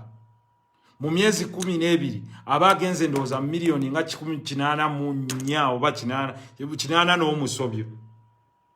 Ate nga bakusasula buli myezi 6. Where is money safer? Tetulina financial literacy. Wano omuntu alowooza okuba ne ssente kumuga nti nyina layini z'ennyumba 4. Ekyo omuyizi omujwa akusekerera bwati n'omuyindi n'aseka n'agwa n'eri n'aga obwongo bw'omuddugavu bukomaawo. Financial literacy. Where is your money safer in an economy eri mu recession? In a treasury bond. Kwata sente ziteke mu treasury bond. Your money is safer there. First of all, emyaka 5 bwe giggwako ze ssente oba oziyina nga bwe zaali. 2, you can access it. Sirine bw'oba oyagala bank ekuwoleko, it is a security. A treasury bond is a security. Ne bw'oba oyagalako overdraft immediately bagikuweerako. Naye ng'ate ennyumba olyaga katulabe ekyapa tugende tukole search. Basaveya bagendeyo ate bino gundi. Kiri bagendeyo. Kakati ekye tugamba nti you see mulimu kyotasobola ku trading intelligence okumanya tekuli tradable. It is not a commodity nti buli omwe muli ku mmeeza. Kyovola banti ensi za treasury nga abamanyi. Naye olina omusanga nga gwe government okitegedde nti sente zonna bw'oziteeka mu business ekujjako omusolo waweetagujja ti mu treasury bond in the next 5 years okujjako withholding tax yokka gijjako. And when you invest it for 5 years tejja zijjako. In an economy eri mu recession you go for treasury bonds. Naye ffe wano tetulina economic literacy. Omwana bw'omubuuza nti ogenza anti bannange nange nwana nzimbe w'akayumba. Those are goods of ostentation. It is ostentive nti naawe bakulabe nti ovuga emmotoka oyina kino oyina kiri.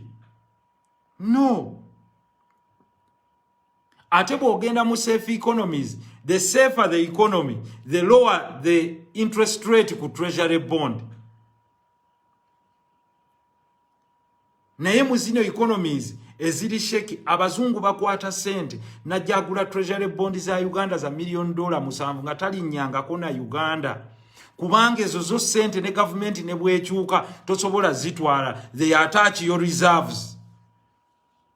They are internationally recognized. Nti Uganda's reserves eziri mu foreign banks otwalayo butwazi bwoti n'ogamba nti ezo teziriko force majeure. Abali kuno force majeure kitegeeza nti nsinga government egenzeemu olutalo n'ekyuka treasury bond gye wagula ku gwamini nakati bagikashinga at the rate eya sente eriwo. So nga ataye ayina cash n'omutereka government singa ejja ekwata bukwasi n'ekyusa currency ngeno bwe yakola mu 86 olwajja nega zero zino zitemyeko abadde ne miliyoni emu n'osigaza emitwalo 2. So mubeere n'okutegeera n'okufumiitiriza munoonye okumanya. Noonya mukwano gwo nga mumanyi. Tebwesiba mu circles. Omuntu atalina kyakugattako mu kumanya muleke. Kwatagenda kuyamba. Mikwano gyammwe mugimanye ennyo nga muyina ebizibu.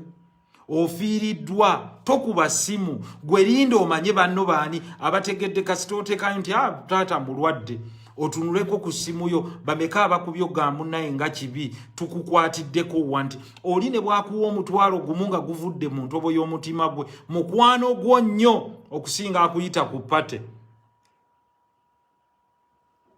So treasury bonds are safer.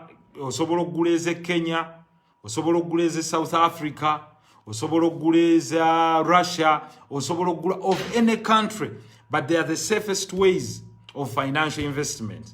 Muli komawo wano ne mumbulira. Gwayagala nga awulira okusuubula kye kituufu yingira osuubule.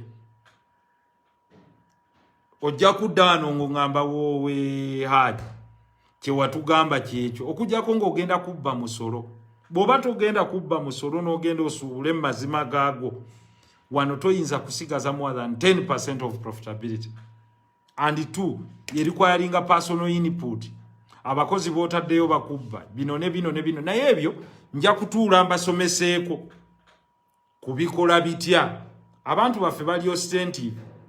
Goods of ostentation nti ndi bwenti na kino. Ekiraga class mu society. But that does not necessarily mean wealth. Investments in technology. Mulabaze bayita US stocks n'ebirala. Read about them. You don't even need to engage me. Information is around you. Go and read about it. Mwebuuze lwaki abasajja bano baddukidde mwanyi.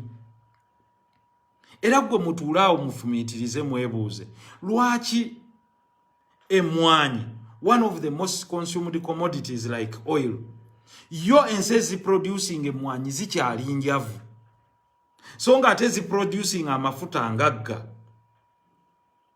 Ask yourself, there is a big reason. Nti abaproducing amafuta bwe bakimanya, they created eyo gye tuyita monopolistic competition. Ne bakolawo organization of petroleum exporting companies. Era batuula ne badecidinga price y'emmwanyi y'amafuta OPEC.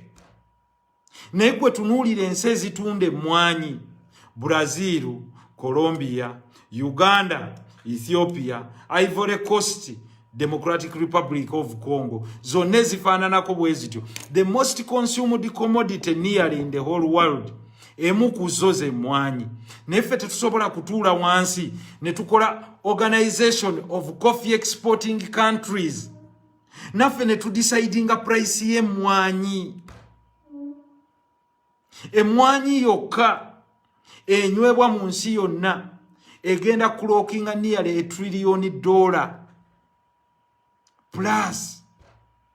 Naye ng'ensi ezigirima, Uganda tuweereza less than 5 million bags per year. Naye nga Uganda tulina capacity ey'ettaka, ey'ebigimusa, ey'abantu okulima ne bwe twandibadde tulima mmwanyi on an industrial scale okufulumya more than 30 million bags or 50 million bags. If Uganda produced deficiency y'emmwanyi eriwo mu nsi by 50 million bags, singa Uganda ecoveringa budget yayo ngefuna over $40 billion. 40.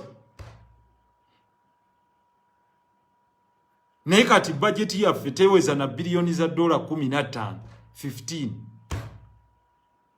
Sente Mark Zuckerberg wa Facebook azina bwomu.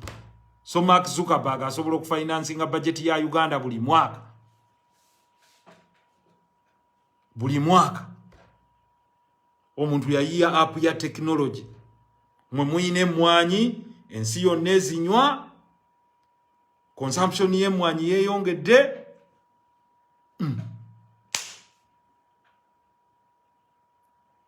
Wanera abazo zirima kati ba China bebaze. Basabye square mile 18 Luwero balime emmwanyi. Era bo basigale ng'emmwanyi eva wano egende China, bo be bagitutteyo. Abagirima wano ba China ne bagitwala China. Kubanga y'omuddugavu yalaba tekisoboka. Ne gavumenti ye yandimuyambye naye eraba tekisobola. Mwewole sente tukkiriza. Muzikwate temutunda government ranches. Aswa ranch eri ku square miles kumpi 4 ku River Nile bweti Aswa. Mugitunze. Ndi mugitunziza omuntu asimbeko emiti gyambaawo. Gigenda tuyamba kinge gwanga. Eyo gye mwandibadde muteeka emmwanyi nga faamu ya mmwanyi ne tumanya nti okokoka ku 50 square miles ku faamu ya gavumenti kuvaako 42 million bags bwe zimala ne zibeera processed basayininga endagaano ne Starbucks etuweerawo sente n'ezi front loadinga yazeekwata dda za billioni 10 eza dola nga budget ya Uganda yonna eri fully financed. Pap! Nga mugigamba nti ffe kyoba okola zituwa emyaka 5 ngebawo obuwumbi bwa dola 5 front loading kye muyina naye bo bajje batradinge nammwe kuki. Nabawo example y'ennuuni mwe muli eyo muli mawanga geeyo. Ennuuni gye bakolamu kapiso zino ze munywera ku ddagala eva mu nnuuni. Ennuuni percentage enene mu nsi yonna eva mu Lake Victoria. Uganda, Kenya ne Tanzania kukolawo company emwe ya East Africa exporting ennuuni. World demand y'ennuuni esukka mu billioni za dola 10. Uganda, Kenya ne Tanzania bw'otugatta economies zaffe zonna teziweza billioni za dola 10. Nnuuni yokka ebamala bulungi nnyo nga budget zammwe zonna ziwedde. Ne bwe mugamba nti abantu ba bulijjo muggyemu tilapia yekka. Nairo patch mugitulekere tujja batunza Nairo patch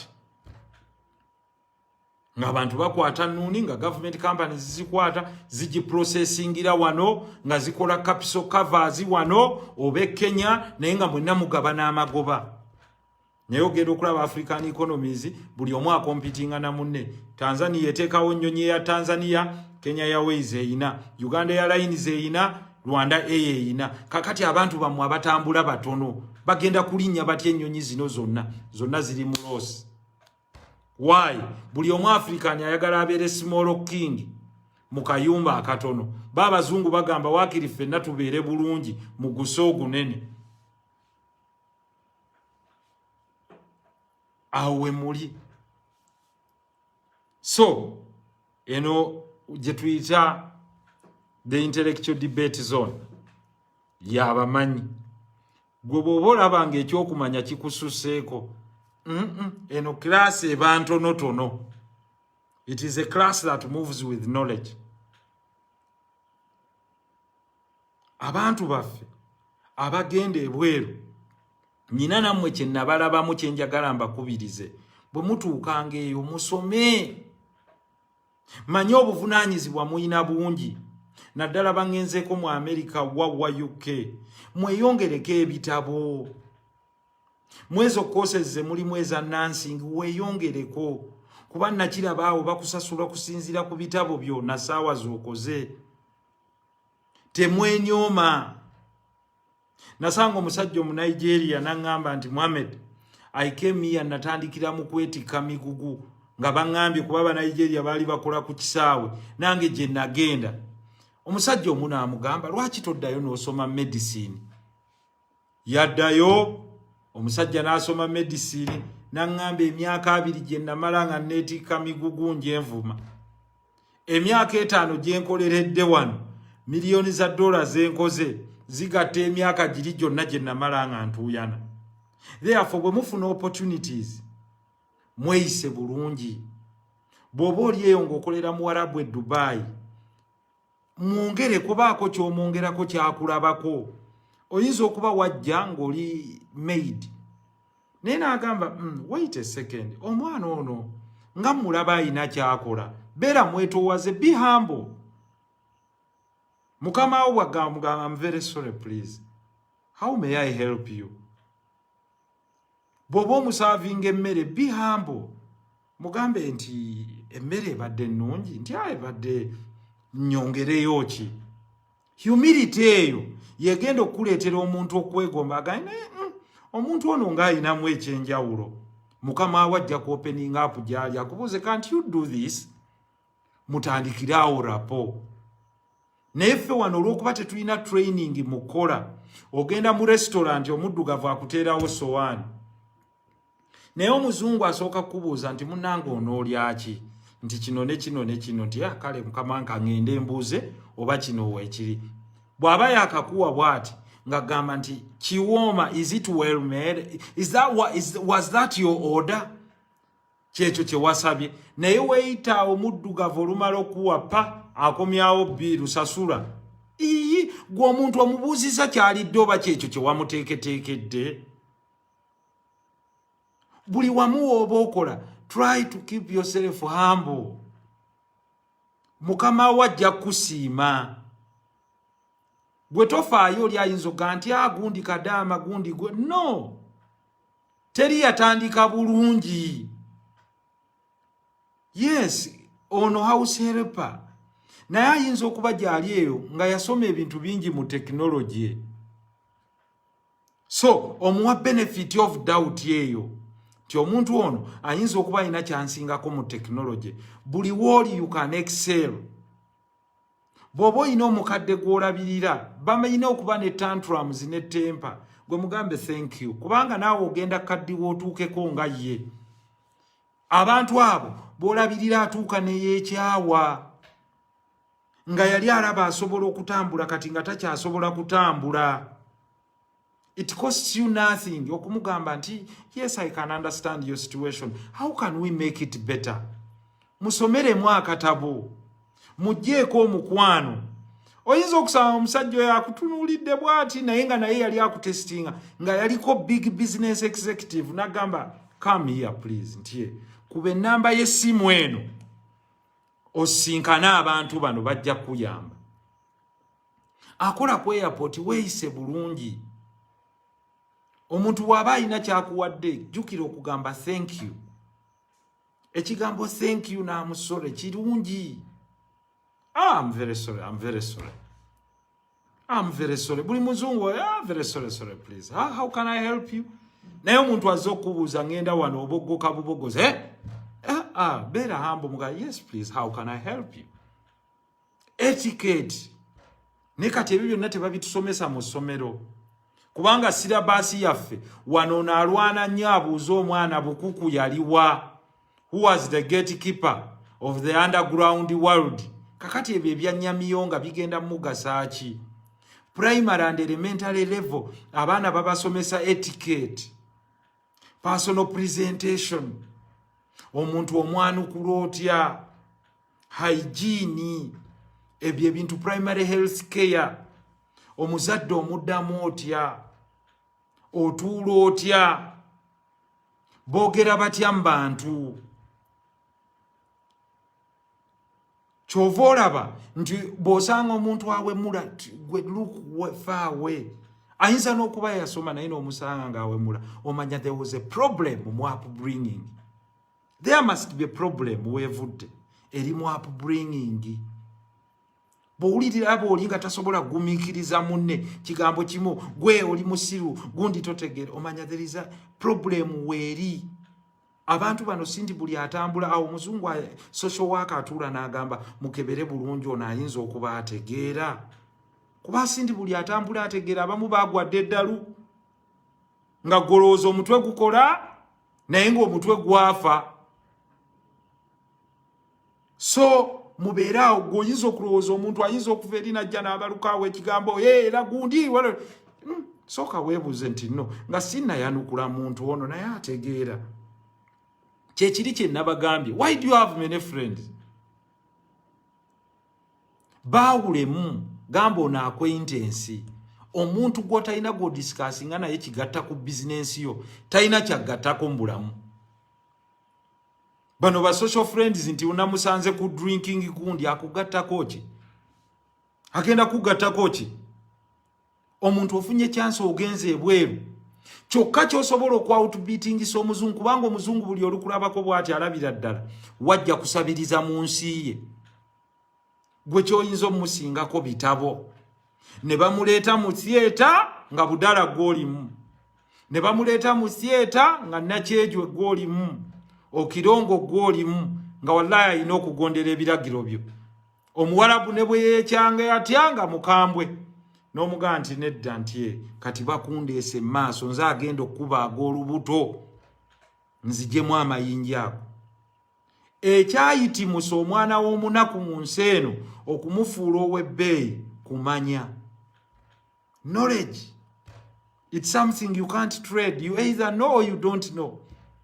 Emmotoka bwekufaako ku kkubo ne bwe baba bakutendeka nnyo ng'olirooya w'amaanyi bw'oba tosobola kwebaka wansi, makanika gwe basomesa obwamakanika yayina obumanyirivu. Kurani kyeva ekubabuuza nti benkanankana amanyi n'atamanyi. Tebenkana, temusobola kwenkana. Gwe ne bw'osaba omwenkano nga temusobola. Because omuntu ali knowledgeable n'atali knowledgeable temusobola kwenkanankana. That is where the world has gone. So we don't need to be very many to create an impact on world earth, on the planet earth. No. Abasajja obasanga eyo nga batudde ng'ekibatuuziza bali mukaaga every evening basinkana. Tukoze tutya? Kati nze kambawe ekyo okulabirako kimu. Ffenna tutegedde nti rent ali waggulu. The best solution is to have an online platform. Buli omu kwasobola okutundira ebintu bye. And that is why nja ku challenging omusolo gwe baagala okwongeza ku internet bundles. In fact, internet should be taxless. buli bwe tujjawo omusolo ogwo ojja gunfunaku bwe nnaaba nkola transaction ku mobile money ng'angula from X to Y. Bwe nnaapangisa owa boda okukola delivery n'ateekamu omwo amafuta ojja kufuna omusolo ogwo. Bannaffe mu gavumenti kye balina okutegeera nti internet is a platform, is a medium. Buli bw'ogifuula expensive, it's like a medium of communication and trade. Gwoba ositayifolinga business yo, well knowing nti already more than abantu million 2.5 have lost their jobs. So the only refuge gye balina is to run on the internet. Kanku example, omuntu bw'aba ayagala okumanya emirimu gy'abannansi egiriwo nga tuli tugeze mu New York, agenda bugenzi ku app n'agamba guno nchekinze in nja kukola kasita abanga ali certified. Wano tuli mu Uganda nga buli omwaga ambulance tewali. But how about if we build an app? Nga buli omwe ayina emmotoka bw'agenda n'afuna training eri basic for life saving asobola ojja operating an ambulance. Because an ambulance service is to move a person in emergency from one area to another. Ne wabanga ambulance services ogiyita tekikwetaagisa kusasula miliyoni emu. Nga the nearest person singa omuntu akuzirikako nga mulina muwongo onyiga bunyizi nga bwonyiga owa Uber nga operating ambulance service najja okumpi n'avuga n'omuwa emitwalo 2 oba 3. Ekisiranyiza Africa ogize emabega is thinking nti tetulina kukola 24 hours. Awo ensi zaavaawo. Awo ensi zaavaawo. 90% of business post-COVID is operated online. Kakati gwe toyinza kuddira post-COVID and the best tax gy'oleeta increasing ku internet bundles. Actually, oyina gujjako bujja in order to create a buffer. So, ebigambo bingi anaaba ayagala okutambula n'okumanya ojja kuba nakuwana. Anaaba ayagala okutambula n'okuwakana oli waddembe okukyalako ewalala. Wano wakutambula na kumanya na kuyiga. Mwe mwebuuza olowooza lwaki mu nsi bwe tuba tutandika okusoma mutandika ne babaga nti mu primary baatuula abaana 5,000,000 naye we baawunzikira ku university oba mu senior 6 nga bali abaana 2,000 abalala baba balagawa. Patience. There are very few abantu abali patient to listen ku birowoozo ebizimba. Naye there are very many abaagala ebirowoozo ebiwemula, ebivoola, ebikola ki. Abo ojja kusanga omuwemuzi katala abeera n'abantu bangi. Naye bw'oga nti wali nti babadde basomesa abantu bakola batya paper bag, osangawo bana. Naye gwe mugaye nti wali nti bagabirawo ssente za bwereere. Layini y'omuddugavu eyinza okuva wano paka e Masaka. Waliwo agaye nti magnification of Uganda. Yes, we shall magnify Uganda by first changing the mindset of people, of those Ugandans in Uganda and those living outside Uganda. Of course, watching a program, because ku TV toyinza kufuna all this time, this airtime. Naye, I believe that slowly, when you look at the number of people abagenda bafuna information and knowledge, egenda ekula. Kyenva nkugambye nti yes, nze neno class ndaba nnene nnyo. 400 plus people nene nnyo okusomesa buli omu n'ategeera. Kakati ngenda bawaayo chansi y'ebibuuzo. Ebibuuzo owandiika invite me n'enkunyiga n'ombuuzaayoko ku bibuuzo n'enclosinga lecture ya leero. Sheila agambye tell us about stocks. Stocks eyo si spelling. Spelling gendo ogifune bulungi Sheila eri STOKE. Yeah, stock exchange, STOCK, stock exchange. Gendo ogirabe seeyo stock gy'otaddewo. Musinguza abuza, is this program going to be weekly? Mark Rukuyagamba, Honorable Jango Monup. Please. For me, no one can really control my mind. Beyond that, Sagalevio. I'll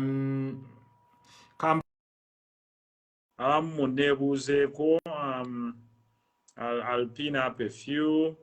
Sulaiman Sega is also there. Hope mumanyo kozesa Facebook Live. Weba kuyita add, you know, you add and then ask your questions. Or I can give you a line on which to call. Then you ask your questions as I respond. The number to call is 0702 873738. You can call on that number. Hello. Hello, Honorable. Ani ono bannange. Nze ndi Fare from London. Fare from London, how are you? I'm all right, thank you. How is London? Muli under lockdown? Yeah, we are still, but not too much. Yongezaako ku ddoboozi lyo yogerako nnyo Fare. Yeah, we are still in lockdown. Where in London do you stay? East London. Oh, you're in East London. Wanga Manor Park? Stratford. Oh, Stratford. Kumpine. Oh, Stratford. Over Stratford or the West Ham. Is that it? Yeah, Forest Gate nearby. East Ham, West Ham, Forest Gate. Siwe. Upton Lane. Yeah. Yes, Upton Lane. Ngawe wali ekisawe kya West Ham. Yeah. Wali Westfield. Honorable, ekibuuzo kyange kyembuuza. Nti ffe abantu abamu kati twazimba amayumba gaffe Uganda. Naye amayumba ago ne tulowooza tuteekemu abapangisa. Kyokka ate amayumba ago bagasolooza omusolo. Kati ebintu ebyo bitukosa sometimes. The rental income, eh? Yes. Nja kulwanirira ku nsonga eyo, do not worry. We are fighting to see that rental income during this time is either scrapped or removed. Kubanga ejjawo incentive y'omuntu ayagala okuzimba ogengaginga mu real estate nga business. All right. Oba bweba minimal list ebeere to about 3%. That's understandable. Yeah. Okay. I take your opinion well. Thank you for the advice. You know, I used to work with your mom at William Street. Oh yes, and I know your dad. Mom. I know you when you were when you were like 10 years, 10 to 12 years. Amazing. Waline mama? Yeah, in some shop. You know she passed on. Yeah, I knew when I came back up. They told me. I knew your mom. Never Auntie Mole Bonna, never Auntie Mide. I know everybody. You were living on Old Kampala. Yes, yes. I know the family, yeah. Oh, that's amazing. Banange mwebale nnyo. Okay. Webale nnyo webalire ddala. We shall reach out to you, please.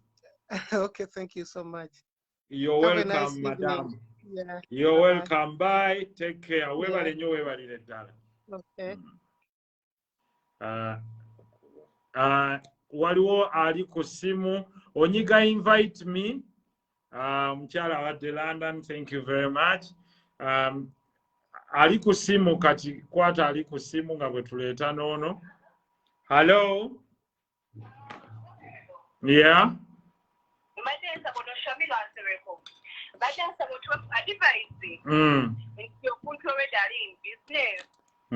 How could I do ne progressing in this economy? Shamira obuuza ki kiddemu bulungi? Buuza. Y'omuntu mweno economy eno gye tulimu kati. Kyunga w'okinyonnyodeko zimbadde nkulaba for over the whole time. Oyinza mu advising ate already atandika business tasobola givaamu. Yes, ali online, but probably alina ne location asobola kugikola atya probably oba n'akyusaamu ki n'ebeera ng'eri more using this funny kind of economy mwe tuli. Shamila, how much rent do you pay? 500. 500,000. What is your capital, level of capital, size of capital? 15 million. Then now you're doing, you're in a danger zone, because in any business, by the time 15 million, meaning nearly 5% agenda current, that's very high. That's very high, because that's an overhead cost. Osasula amasanyalaze, osasula omukozi abaawo. I think the safest thing is to go online, to venture online. Kubanga, at the end of the day, awajja kucharginga presumptive tax, income tax, go talina. Atenga no warranty center azagala. Oba okoze, oba tokoze. Two, abantu batono nnyo kati abatambula nga banoonya edduuka bava dduuka limu ku limu. That omuntu eyandisigaza store at the moment during the hard times, ye muntu ali mu wholesale business. Naye gwe ali mu retail, I think you're just counting days. Slowly ojja genda olya capital agwewo. Whereas you can sell your same products ng'oli online. Because listen, online bw'ogenda ko ng'olina online store, tugeze singa mu katale tulimu over 1 million people. Then you have a greater chance of many people accessing your store. What are the chances that more than 100 people in a day visit your shop?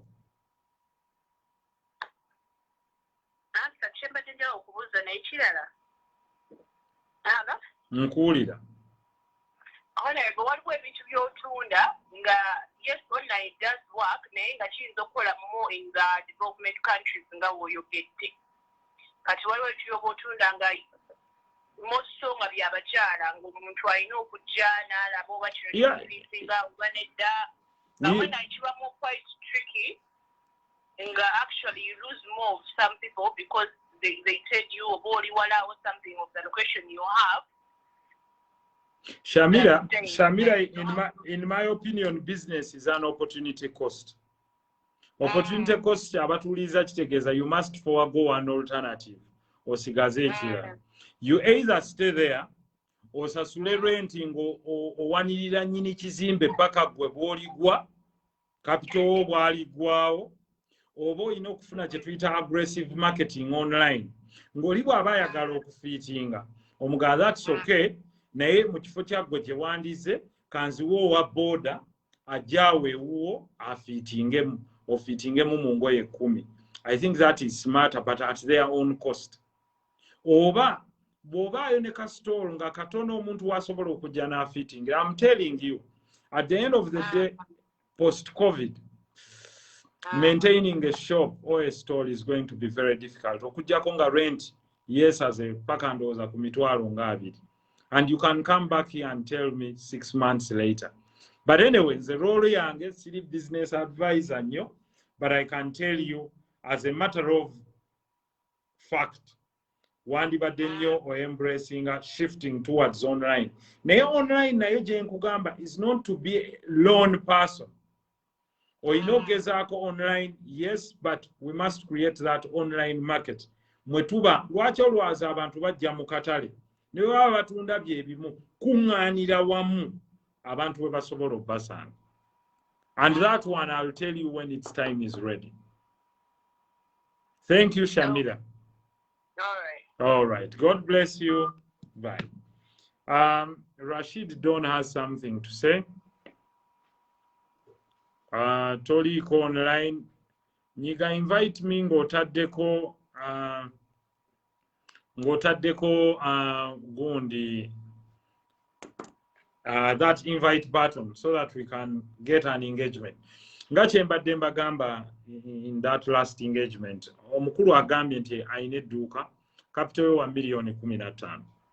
Ku capital oyo alina okuliisaako abakozi, alina okusasulako amasannyalaze, naye alina okutambula. Kati mu byatabaze ye cost of transport, buli lunaku atambula. buli lunaku alina okulya naye tayinza garantinga nti buli lunaku edduuka lye lijja kuyitamu bakasitoma abasukka mu bataano. Now that is where the problem is.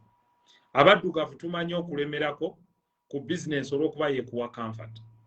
Now what business with 15 million can give you profitability esobola okuwa sente per annum nga ne taxes osasudde?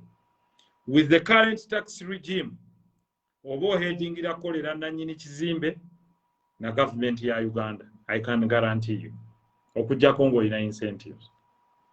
Yeah. Mukulu. Hello. Sebo. Wa alaikum salam. Yogerako nnyo. Amanya gange mpitibwa Isma Lutalo. Isma Lutalo osinziddewa? Nsinzidde Mityana ate omusajja yakwagala ebbanange okuwulizaako. Isma Lutalo oli Mityana? Naye nali Kampala era nondera Kampala. Mityana muli mutya? Kampala agamba ki? Mityana tuliwo tutyo naye Kampala inavaawo kati nkolera eno amanyi ndi kooki wa kapiira online. Oli otya kooki? Tuli naye era nze nsiima nnyo musajja obaaniridde. Amiina. Obaane mu kapiira omanya ddala kati mbadde njagala okumanya nze. Emabega tuteerangawo festival kati nga ffe abatalina busobozi bwa kugula bupiira wali tukwatangako ku mukono. Ekyo ona oli kiddamu ddi mpozi n'ekirala. Expo y'ebyemizannyo. Ebyemizannyo. All right. Mpozi n'ekirala. Nga nze Isma Lutalo. Omuwagizi wa Honorable Nsereko. Mbadde nsaba bwe kiba kisooka tukyalireke Mityana naffe otulambuleko lwa nsonga tulina abaana abasajja beetaaga ojju tukyalireko oyinza otuwaayo olunaku okukyalirako. Kale nja kulaba omubaka wammwe y'ani abakiikirira awo Mityana? Zaake. Okay. Nja kulayezinga naye kuba saagenda mu bitundu by'ababaka abamu nga sibategeezezza naye kyonna kye kiri nja kujja mbalabe naye ntegeeza nkola nnyo okusooka okutegeeza omubaka w'ekitundu oba abakulembeze baleke kulowooza nti oba obasekeeterera olumu naye nga nja kujjako kyenamba yo kangiseevinge nja kujja mbasinkaneko ab'Emityana naddala abali mu byemizannyo. Tweyanziza nnyo mukama waffe. Akuume. Kale. Kooki ow'Emityana agambye ngenda ddi Emityana. So guys, eyo hint gye mbawaddeko ndowooza y'ey'olwaleero saa 6 mukyayagala mbeereko tunyumye. Waliwo akuba omulala saa 6 ogw'ekiro ate ne bye tubadde twogera byebyo. Nja kujja olumu mbabuulire ebintu bino ebya financial literacy, mbabuulire n'embeera ki gye tusobola okwebbulula. Yes, of course we can continue to lament, but also we need to do kye bakola kye bayita civic education, okusomesa abantu baffe how we can transform ourselves and how we can transform our lives. Tony Africa musajja ono yalinga Canada. Ne Rashid, kansooke Rashid, Don, then ne Tony Africa. Abakyakuba bagira balindirirako. Rashid Don akola ki? Kamulege ya Budu. Invite. Ono ngaalwawo okujja. Tony Africa yongera okuzaako ekigambo invite. Ne Kamulege ya Budu, do not stop. Mwagala nsule nga mbabuulirira tunyumye eki. Bye mbabuuliddeko byebyo. Manyi class ejja kubanyumira as we go on. Manyi class bw'eba etandika. We've talked about the taxes already. Bagambye tax regime butuufu. Tony Africa, reactivate your button. Eya invite. Ne Kamulegea. manyi class bweba yakatandika, it's fascinating era mujja kuyiga mpola mpola. But what I can tell you without fear of contradiction, abantu mwenna, there's something you can add on our side. Africa, we are not poor, but we have a poor mindset. Number B, what we prioritize, lugambo. Lugambo, lugambo, lugambo, lugambo, wali ebyokuvuma, wali ebyo awo muddugavu omusango. Bannaffe bali wali bi technology, wali ki. Kati gwe genda olabeyo aba Japan. Tony Africa gundi yo teriiko. Try to find a way. Ne Patrick Mulindo, I've tried to give you chance. Temuga saba wa chance. Princess Kimbugwe, Shamira, Nkumanyi, muli mutya mwenna awe Kibuli. How are you? How are you? How are you? Hey, Shamira. Shamira Kori. Shamira, I've invited you. Just stay connected. Yeah. Wa alaikum salam. Shamira, how are you, my sister? I'm fine, my dear. How are you? I'm good. Muli mutya bonna bali batya? Alhamdulillah balungi. Aha, Kibuli. Kibuli mulungi muyita mbuyisi ndi Ntebe. Okay. Yeah. Yeah, and so nice first of all, to be here with you. Actually, I should say I'm humbled to be here. Whenever into bingi byoyogeddeko, but there's a perspective I want to add on to what you've said. Yes. Typically in Uganda, tukolera nnyo mu silos. Kinoomu. And on an individual basis, it's very hard omuntu okuraising a capital, omuntu okuscaling a business ye, omuntu okuhedging a risk ye, n'omuntu, you know, okufuna akatale nga value jowa, or what you call sensible value addition nga nene. I think people today bayina okuva mu mentality of thinking small, or the mentality of I can do it on my own. So you have so many people struggling, nga atunde ekintu kimu, and on the street there are like 10, 15, 30 people selling the same thing, but the value is at probably 10, 20, 15%. Naye nga ate singa bakoze groupage, okay? Abasuubuzi bakikola nnyo bo nga basuubula, but they don't do it in terms of product value or product growth. Abantu batandike okulowooza kukola partnerships. Tuli mu mbeera ng'okuraising a capital of say even $200,000 or $500,000 kizibu ku muntu omu. Naye ng'ate bwe baba beegasse nga balina product eri emabega, basobola okuraising that capital and work together. Abazungu leero we bajja to invest here, bafuna representative omu. Naye ng'emabega waliyo VC or venture capitalists or angel investors. Ng'abantu 10, bantu 2, bantu 5, they've put together $10,000, $2,000, $500,000. Ogenda okulaba nga capital gwe baleese okuinvestinga is $1 million+. Naye ng'ate abalimu bantu ba bulijjo. Kyokka ate bagenze ne bainvestinga in things like in China and things in Africa. So first of all, we have to believe in ourselves. We have value. We have brains. But now Uganda balowooza nnyo. When you look at technology today, because you know I'm in technology, when you look at the products abaana ze bafulumya today, they are amazing, amazing products. Naye omuzungu ajja wano alina $200 aga $, alina $500. Naye ng'abaga raisins abamuli emabega bali bantu nga 10.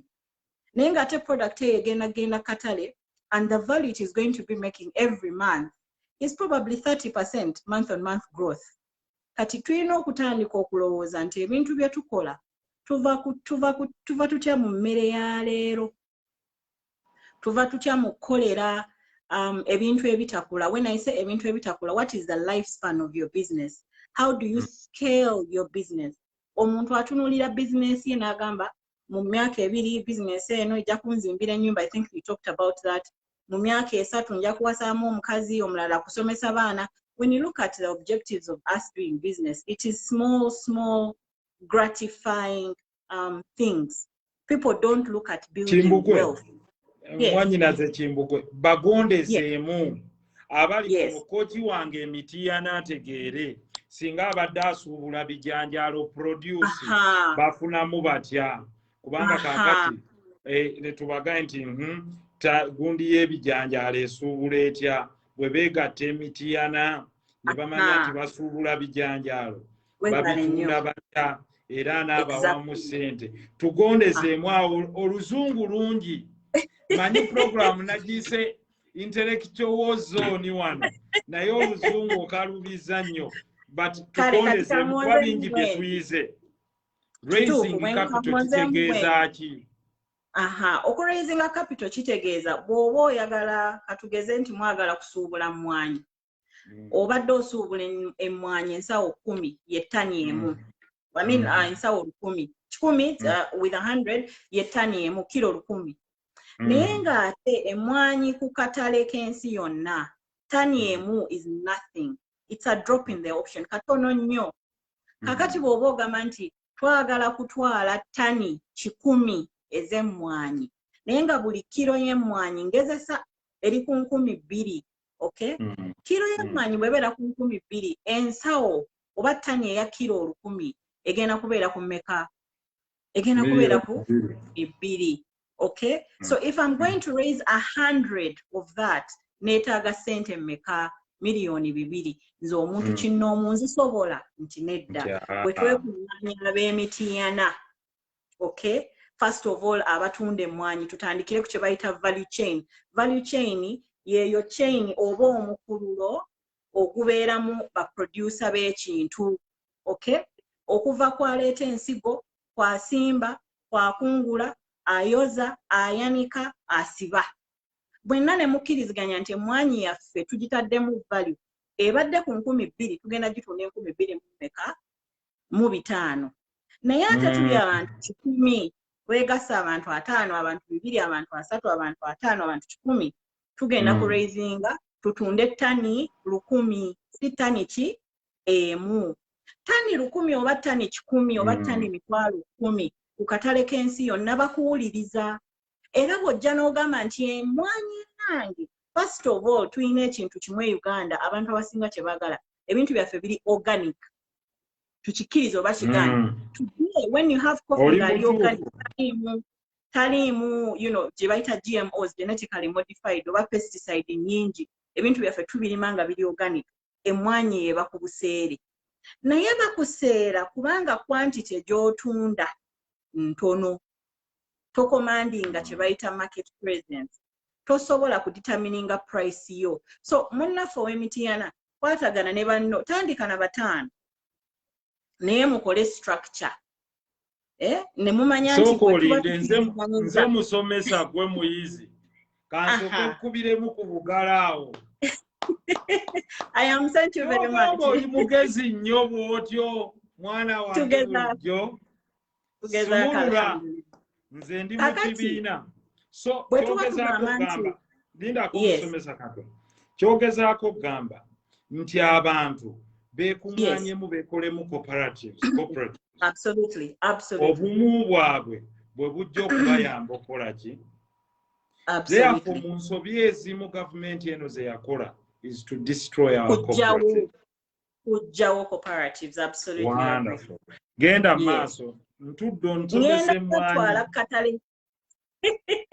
Kati ng'otunuulidde emmwanyi ngenda bawa example eri just wano across the border and Nandi volunteering ne tukolayo case study wano e Nairobi. E Nairobi bw'otunuulira baasi zaabwe oba taxi matatu zaabwe ezisinga ziriko SACCOs, okay? They are owned by SACCOs. They are owned by partnerships. Abantu beekuŋŋaanya be bayita bamama mboga. Mama mboga ye muntu atunda cabbage ku luguudo, ye muntu atunda amenvu ku kakiyosiki, we nayitwa mama mboga. Beebo abantu abo be tuyita abantu ba wansi oba abantu ba bulijjo. Naye akuŋŋaanya 10 n'akuŋŋaanya 1,000 n'akuŋŋaanya 2,000 buli mwezi diligently. Olwaleero ebyo bye bakoze ebyokugroupinga, they are opening up banks. And they are now the ones lending, abalending the so-called corporates, even businessmen. Naye ng'ali emabegani mama mboga, ali emabegani muvuzi wa taxi, So abantu bayige nti okukola ekinene si kizibu singa oyina ebintu bino wammanga. 1, musobola okwegatta. Muzeewo okwegatta. Ekintu ekyo nkyogera nnyo kubanga ffe abali mu technology ebintu bye tulabye in synergies oba partnerships abantu baraisinga kye bayita crazy money. Okay? Omuntu araisinga crazy money mu bantu abeegasse abangi.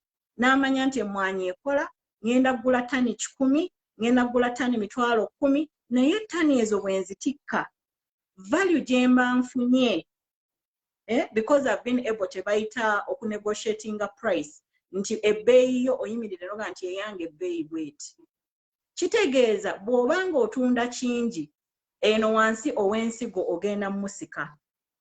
Kitegeeza you're creating a market. Okay? Kitegeeza ow'akatale naye omuwadde ekyokukola, owa transport omuwadde ekyokukola. Building an economy means oyina kutunuulira value chain nga bw'etambula. N'ogamba nti kati wano waliwo gaapu. Akatale k'ensi yonna keetaaga kye bayita market sizing. Market sizing is mutunuulire obutale bwe butambula. Mugambe nti kano akatale kali worth $1 billion, $1 billion or $1 trillion. What is our contribution? Twagalako kyenkana ki? Twagalako 5%. 5% eyo tudda tutya emabega ne tugikola. Okay? So at the end of the day, omuntu alina $15,000,000 ng'asobola okusustaininga business. Kitegeeza alina discipline ebala. Discipline eri self-accounting. Discipline raising capital. Kati bw'oba obadde olina business ya $15,000,000, bwe muba abantu 10 nga buli omu alese $15,000,000 ze $15,000,000. Value gye muleeta eba yanjawulo. Okay? Production capacity gye mulina eba yanjawulo. So tulekeraawo okutunuuliranga ebintu nga tugamba kye bayita silos edda nti bw'obeera n'ekintu ky'emmere kiri kyokka, ebijanjaalo byokka, kasooli yekka, kawo yekka. Tukole nti kati olwaleero tulowooza ku tutandike partnerships. No matter how much someone works, kizibu nnyo okuraisinga capital agenda okukola value. Haramu tekisoboka. Ekyo nkibalayirira. Number 2. Amakulu ogamba mukyenjize nti to creating partnerships zino zijja kwayamba sente zaffe ze tuteekamu okuba ennyingi. Assuming nti tubadde ffenna mu kuleeta materials zangoye. Yes. Strength yaffe eri mu kugatta capital ffenna. Abadde baleeta buli omu ng'aleeta container emu ne muleeta container 20. In so doing, you can even negotiate better. Absolutely, even tax, economies of scale. Bakiyita matchbox theory. Edda twagulanga ekibiriti kimu, siringi 2, mukijjukira. Naye nga obubiriti bwonna obuti obulimu bukola. The value was higher. Today ogula ekibiriti kimu siringi 5, ku buti 2, 3 bwe bukola. You find yourself busatu ku butyaga 3 bwe bukola. Ate buli obubiriti bwedda sewo bwali bukaluba kana ate ngamba nti bwalinga bwa value. Okay? Naye omukyali na theory. Abaana abagezi nga gye muli. Bw'okweta matchbox theory. N'ogamba nti tubadde tuleeta kino kitono naye nga kiri ku value weight. Okay? Let us water down. Tusobola okunegotiatinga tax kubanga tuleese volume. Aleese container y'ebibiriti n'omuntu aleese box y'ebibiriti muba banjawulo. Kye bayita economies of scale. Osobola okugenda mu revenue ne mubagamba bana tulina container 10 za kino mutukendereza omusolo. This is how much economies of scale nze nkimanyi yasoma economics. Naye kinnyonnyola ali kuno ate asoma ebyo. Omugaso oganyulwa mu kusuubula ebingi. Ekingi. Mu bungi okusuubula mu bungi. Emigaso egiri mu kingi oba mu kusuubula oba mu kukola ekingi. Oba kutunda. Nti bwe ngamba nti olwaleero yino olugoye lumu kye bayita handmade oba ensawo kati abakyala baagala nnyo, you know, we are luxurious. Ensawo eri handmade emu bayinza ogikugamba $10,000 naye ensawo ey'omuchina ya $5 oba 10. Naye omuchina agenda kutunza abantu 1,000 oba miliyoni, because that is the market. Ng'ow'5,000 tannatunza, kubanga ow'5,000 it is durable, kirwawo anadda ddi. Kye bayita economies of scale, bw'ofulumya ekingi, you're able to negotiate different things. You can determine price. Omuntu gw'oggyako material osobola omugamba buli lunaku n'omugamba nti nze material gwe nkutwalako ngenda kukola ebintu bya tani 2. Nkendeereza obadde ontundiza ku 9 ntundiza ku 7. Because omutwalako every day, you're a repeat customer and a bulk customer, ajja kukola ki? Ajja kendeeza. Naye ekyo mukituukako mutya okunyigiriza gavumenti. Omukyalina okujja wano n'agamba nti muzeeyi ffe tujja wano twagala ettaka. Kumbe beegasse ne baleeta ssente omulundi ki? Gumu.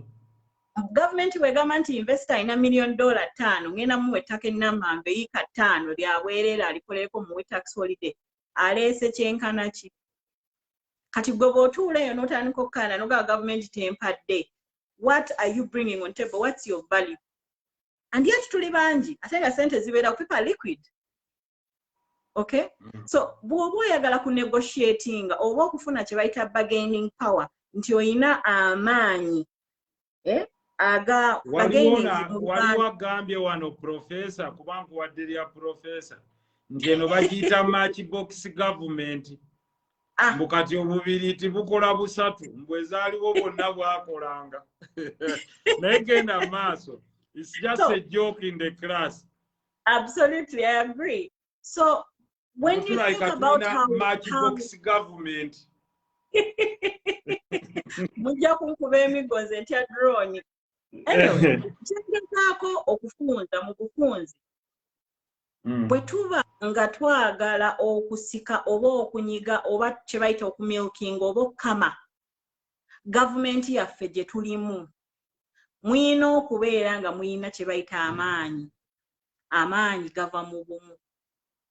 Amaanyi gava mu value you command. When I say value, is money. Okay? Yes. If you have money, nga muli bangi, and government is saying this is a tax I am bringing, you can always sit ne mugamba nti nedda tetusobola kukola ekyo kubanga wano tufiirwa, sente tezidda, sente zikola ki? Sente zigenda.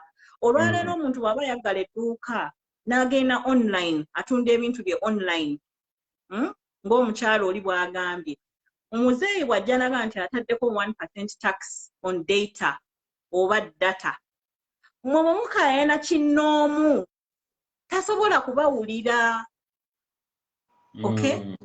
Okuggyako nga mubadde muyina kye mukola nga kye bayita omuggundu, nga musobola okubeera ne mugamba muzeeyi product eno tekyatambula because of value. I'll give you an example. MTN and Airtel were able to renegotiate the tax because of the value they command. Nti bwe babanga combined basobola okutambuza $2 trillion per month ku platform zaabwe, ne balaga muzeeyi ne bamugamba nti bwe wataddeeko 1%, this was the repercussion, this was the result. Yawuliriza because value gye baleeta bakola ki? Kati Shamila bw'enkaayana, Muhammad n'okaayana, John n'akaayana, Patrick n'akaayana individually, tasobola tuwuliriza. Ne bye tutunda tebisobola kutambula. So bottom line, okuteekako akakoloboze to what I am saying, partnerships are a must. Ate ffenna bwe tujja bwe mwegatta, ekirungi ekiri mu kwegatta, wabeerawo empisa, discipline. Kubanga tosobola kukwata mu ssente za kibiina n'owasa. Tosobola kukwata mu ssente za gundi n'ogula emmotoka. Okay? Tosobola kukwata mu ssente za kibiina n'oba nti osomesa mwana, unless you're borrowing. So essente ziba more protected okusinga omuntu wakolayo ku busente million 10, million 5 naga have arrived. The question is, how do you grow? How do you ezo sente ozisika otya ne zikula? And lastly, abantu balekeraawo okutunda kye bayita high value goods. Tezitambula. Ekikozesa omuchina niigiina ayina kye bayita repeat customer. Repeat customer ye repeat. Beerako Kimbugwe Katonda. Kimbugwe beerako tovaako waliwo wano abakubuuza ku bibuuzo because bantu bakwagadde nnyo. Alo? Yes, please. Mukulu Professor Kimbugwe akyaliko tumuwadde erya Professor. Sebo gwani? Amanya gange nze Segawa Sulaimani Sebo. Sulaimani Segawa naye ku Facebook Professor Kimbugwe akyaliko obadde oyina ky'omubuuza. Professor Kimbugwe ebintu byonna byaweereza tusiimira ddala. Osinzidde wange olinga ali mu America. Era Sebo ndi mu America, Washington DC, wensinzidde mukama wange. Oli Washington DC. Yes, Sebo. Wane okumpi ne Bowe. Kumpi ne Bowe, Sebo. Wali osala busazi nodde Virginia.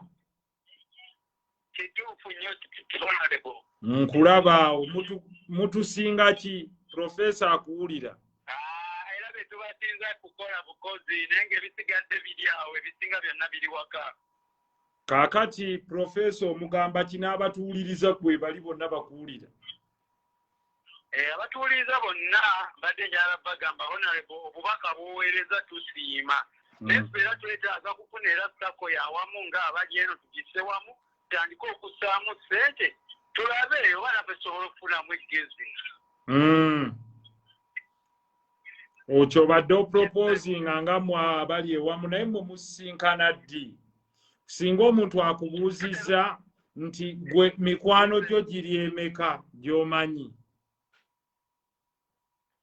Mikwano gyange gye mmanyi balinga abantu era bana. Sirina gurupu nnene eryawo Okay. Kuba be bannyamba be nkwatagana nabo mu bya ssente naki. Abali e Washington DC. Yes, Sebo. Okay. Nsanyuse nnyo okuwuliza Sulaiman Kimbugwe. Sulaiman yani? Sulaiman Segawa. Nsanyuse okuwuliza muganda wange. Era Amina naffe enamba nja kuddamu nkubireko. Kale akuume weebale. Professor abantu basiima by'ogamba era partnership bakiraba kubanga nabo balaba kati for example aba balina remittance app eyo money remittance. When you calculate all Ugandans abali mu diaspora abali meetinga sente balinga emitwalo 10. So ng'ate bakozesa different gundi weevu ani ebintu by'abalala. So is there anyone seated amongst them thinking that wait a second, omwana ali e Saudi Arabia bwe bamusasula sente aziri meeting ate Uganda bwe batagenze mu banka era ayitira ku mukutu ki era waliwo business ki? Ekyokubiri, nze singa mba ndi eri nsaka muventinga ntya Western Union n'ova ku simu yo n'ompeereza sente naye ebyo tujja kubyogerako. Professor katono nnyo like ebibuuzo. I've just been in the Gulf countries for the last 2 weeks. And I'm developing a similar product. One natuuka ne ngamba abaana abali mu Gulf countries baweereza batya emisala. So because in Dimu technology, we are developing the same thing. But inshallah, we shall talk about that. That is not why I came here. And I'm not here to promote my business. Offline, talk about bibuzo byange, Professor. Anyway, but that is good. You get the synergies. We are actually developing the same. But not only for the Middle East. You know, the same happens. It happens in the Philippines. It happens in Dominican Republic and other things. We should be able to build platforms for the whole world to compete in this contemporary world. Equally ng'abazungu. Naye genda maaso Professor obadde tutadde ku nsonga ya partnerships. Yes, ensonga ya partnerships lwaki njiggumiza? discipline ebera waliwo comments zembadde ndabanga bagamba these are good ideas but they cannot work here because of the government that cannot allow the kind of unity. Ngena babulirayo ekintu kimu. People should take time bategeere what DFCU Bank is. Yes, Development Finance Company of Uganda. There are so many people behind DFCU. People who say nti government tesobola kukkiriza this kind of unity. Ekisooka mu byonna kyendaba, we have an attitude problem. Attitude, omuntu bwe approaching ekintu ng'olina mindset ng'eri negative, ejja kubeera negative. You will not see opportunity, you will see challenge. Tugenda ne tugamba mu office nti in chaos, abagezi mwe bazimbira businesses eziri multi-billion. Yeah. Okay? Mu chaos. Businesses ezimeruse mu COVID mpitirivu because people have seen opportunity. Abalala babadde baddukira nga bagamba nti obulwadde twekwese. Companies in China, USA, wherever are developing solutions. Attitude. Kati omuntu agamba nti ne bwe twegatta tetusobola kukola. There is no way nga mwegasse nga muwezeza $1 million plus $500,000 and you're doing business and you're paying your taxes, your books are clean. Bwe mugamba nti government tegenda kukola ki? Tegenda bakkiriza. Ebintu bye tulina okuyiga nti government yeffe. Yeah. We make government. The problem kijja nga tulowooza nti tugenda kukola bwe tuti tutekewo emikono government ekole ki etuwe. They're never going to give us. You have to take. But taking means you're a meaningful contributor. Olwaleero bw'otunuulira Sipla akola eddagala. Ali yekka. Tali yekka. Government temuwa byemuwa. Emuwa buli kimu alina ne tax holiday zonna. There you go. Naye omuntu ajja kujja agambe ffe tetufuna tax holiday. But what is the value you carry? Oli wekka. Osuubula ekintu kitono nnyo. Even if you make noise ne bukeera ku makya n'oyimirira ku mapeera, they're not going to listen. So if you want government to look at you, first of all, change your mindset. Number 2, mutereeze ebintu. Bannayuganda tukolera nnyo ebintu nga tukola bino amakubo. Nti omuntu ne wajja agala ku investing in business, yo mwagala nnyo panya, you want shortcuts.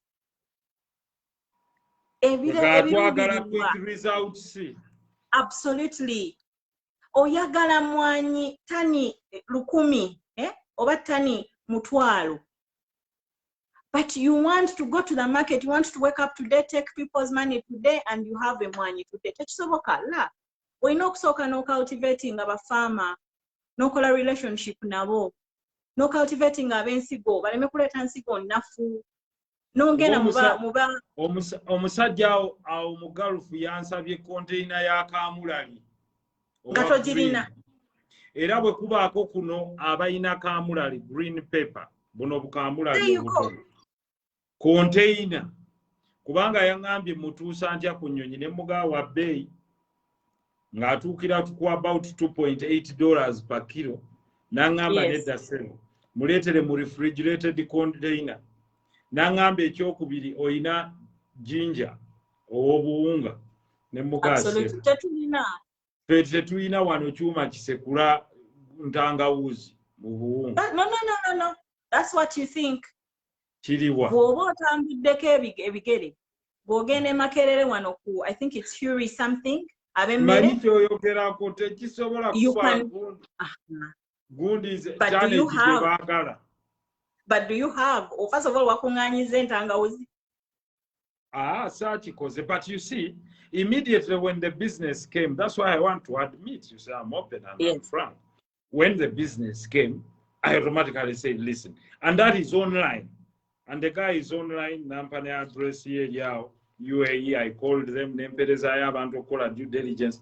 The guy is actually Bajite Akakatale Kabwe, Wiru, Simanya, ye omukuba biggest people with the stalls there. Ata supplying supermarkets nyingi, including Carrefour and others. Naye nangamba Kamulali oyo atambula ku rate gy'otalabanga. But you see, n'onoonya abalima Kamulali go munnayi ogenda basangawa.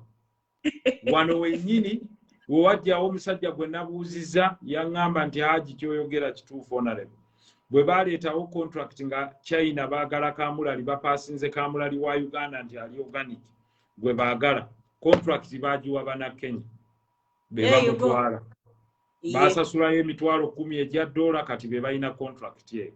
So there is a lot we can get from organic. Oyogedde ku organic yawo. The whole world is scrambling for organic food. For organic, absolutely. Kyokola batwalwanisa wano GMO. Owulire GMO. Joani Georgia gaye ntangawuzi ziri e Butambala. Bwe banazikutumo ojja kwewunya nga tozisanzeeyo. Teziriyo capacity. Capacity. Soya bean, mulaba soya bean oyo. Ya wa bei nnyo. Tani.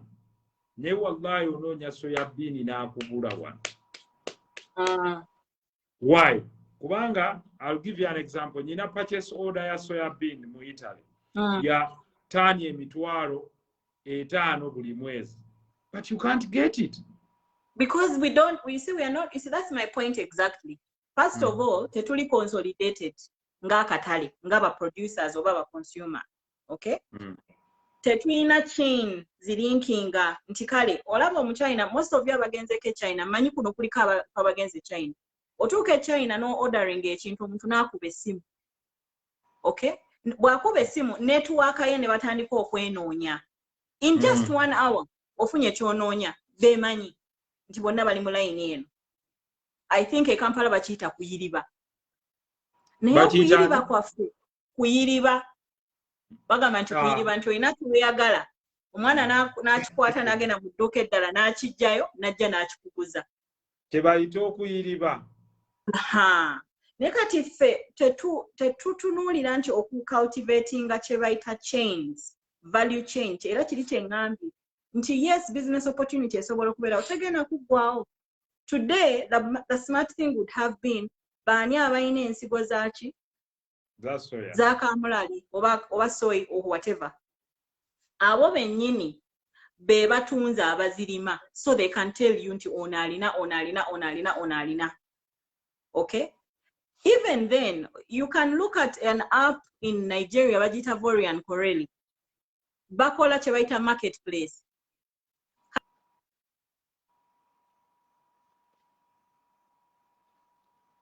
Kimbugwato Professor ovuddeko app bagiyitaani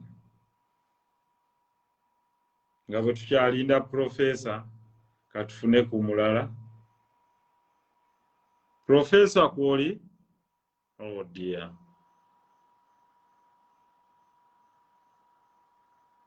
Afunye interruption. Oh. Professor avuddeko, she had brilliant ideas. Waliwo ngambye. Hello? Bulungi. Erinnya. Amanya bakita Henry ngasinzidde wano Nyanama, Henry Kibirige Nyanama. Naye kati obuzibu bwa Uganda maze okulaba bwebwo buteegatta kubanga honorable singa oba okitunuddemu nti singa okwegatta kubaddewo nti poliisi ne yeegatta ne bakola kasako kaabwe bakadaama abali ebweru bannayuganda ne beegatta ne bagamba nti ki kye tuyize eno gye tubadde Dubai nti twegasse tuleese ssente bwezi tetugenda kukola kino eno singa tutandika okwegatta nze ndaba Uganda beegenda kusituka obadde obuzibu bwaffe era kaakati ekyo ekintu ngenda kiteekako nnyo essira kubanga nze ndi yanga entrepreneur era nga nkolera ku mini price naye nina abantu abasobola okumpuliriza ne twegatta. Henry Kibirige okola business ki? Ntunda ngatto nsubula China. Otunda ngatto. Okay, whatever help you need from me mukwegatta, I'm available.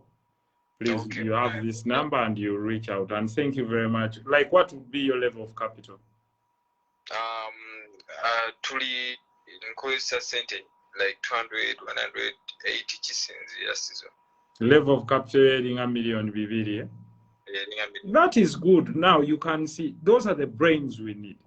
Young people with good brains, willing to work and understanding. Yeah, rakuba olusi tugwamu amaanyi nti kati twagezaako kasooli ne tugenda Luweero ne bamusala ebbeeyi ne tugwamu amaanyi ne tudde mu bintu byaffe but okwegatta ndabira ddala nti ba solution y'amaanyi nnyo ku Uganda. Tuba tusobola okuziba ebituli bingi nnyo era tuba tugenda naffe actually tujja kufunamu n'abantu ababeera ku Forbes list kubanga kati nanze nina essuubi nti one day ojja kubeera ku Forbes list. Wow, erinnya lye again? Kibirige Henry. Henry. I pray that you get on the Forbes list, and of course, Gundi Njagala Mukomyawa, I think she had a muliro bagumuweddeko or whatever, but I think you've benefited from her lecture. And you see, this is a network. This is a zone. Eyaba mani. Zone yaba mani. Nsima nnyo byoteesa nnyo mbeera kuno nendaba interviews olumu wali mu campaign na singako interview yo page yange negipostinga just nga ndaba kyenyiza okukola tisa ekitonotono nekyambula nebira viral because I appreciate your webali nnyo abantu abalina obwongo nga gwe kati ngeno weevu yayingiza bisaaniiko batono. Sebo bwana Kibirige leka ate kunafu y'abasajja Sebo. Abansonyiwe we njogedde bubi naye nga fena tukonye ekiriyo kati. Bebagenda okuseba okutulwanirira okwegatta tulwanire wamu. Everyone can be of value. Don't worry. No, don't worry. It will be fine. Eh? Don't lose faith.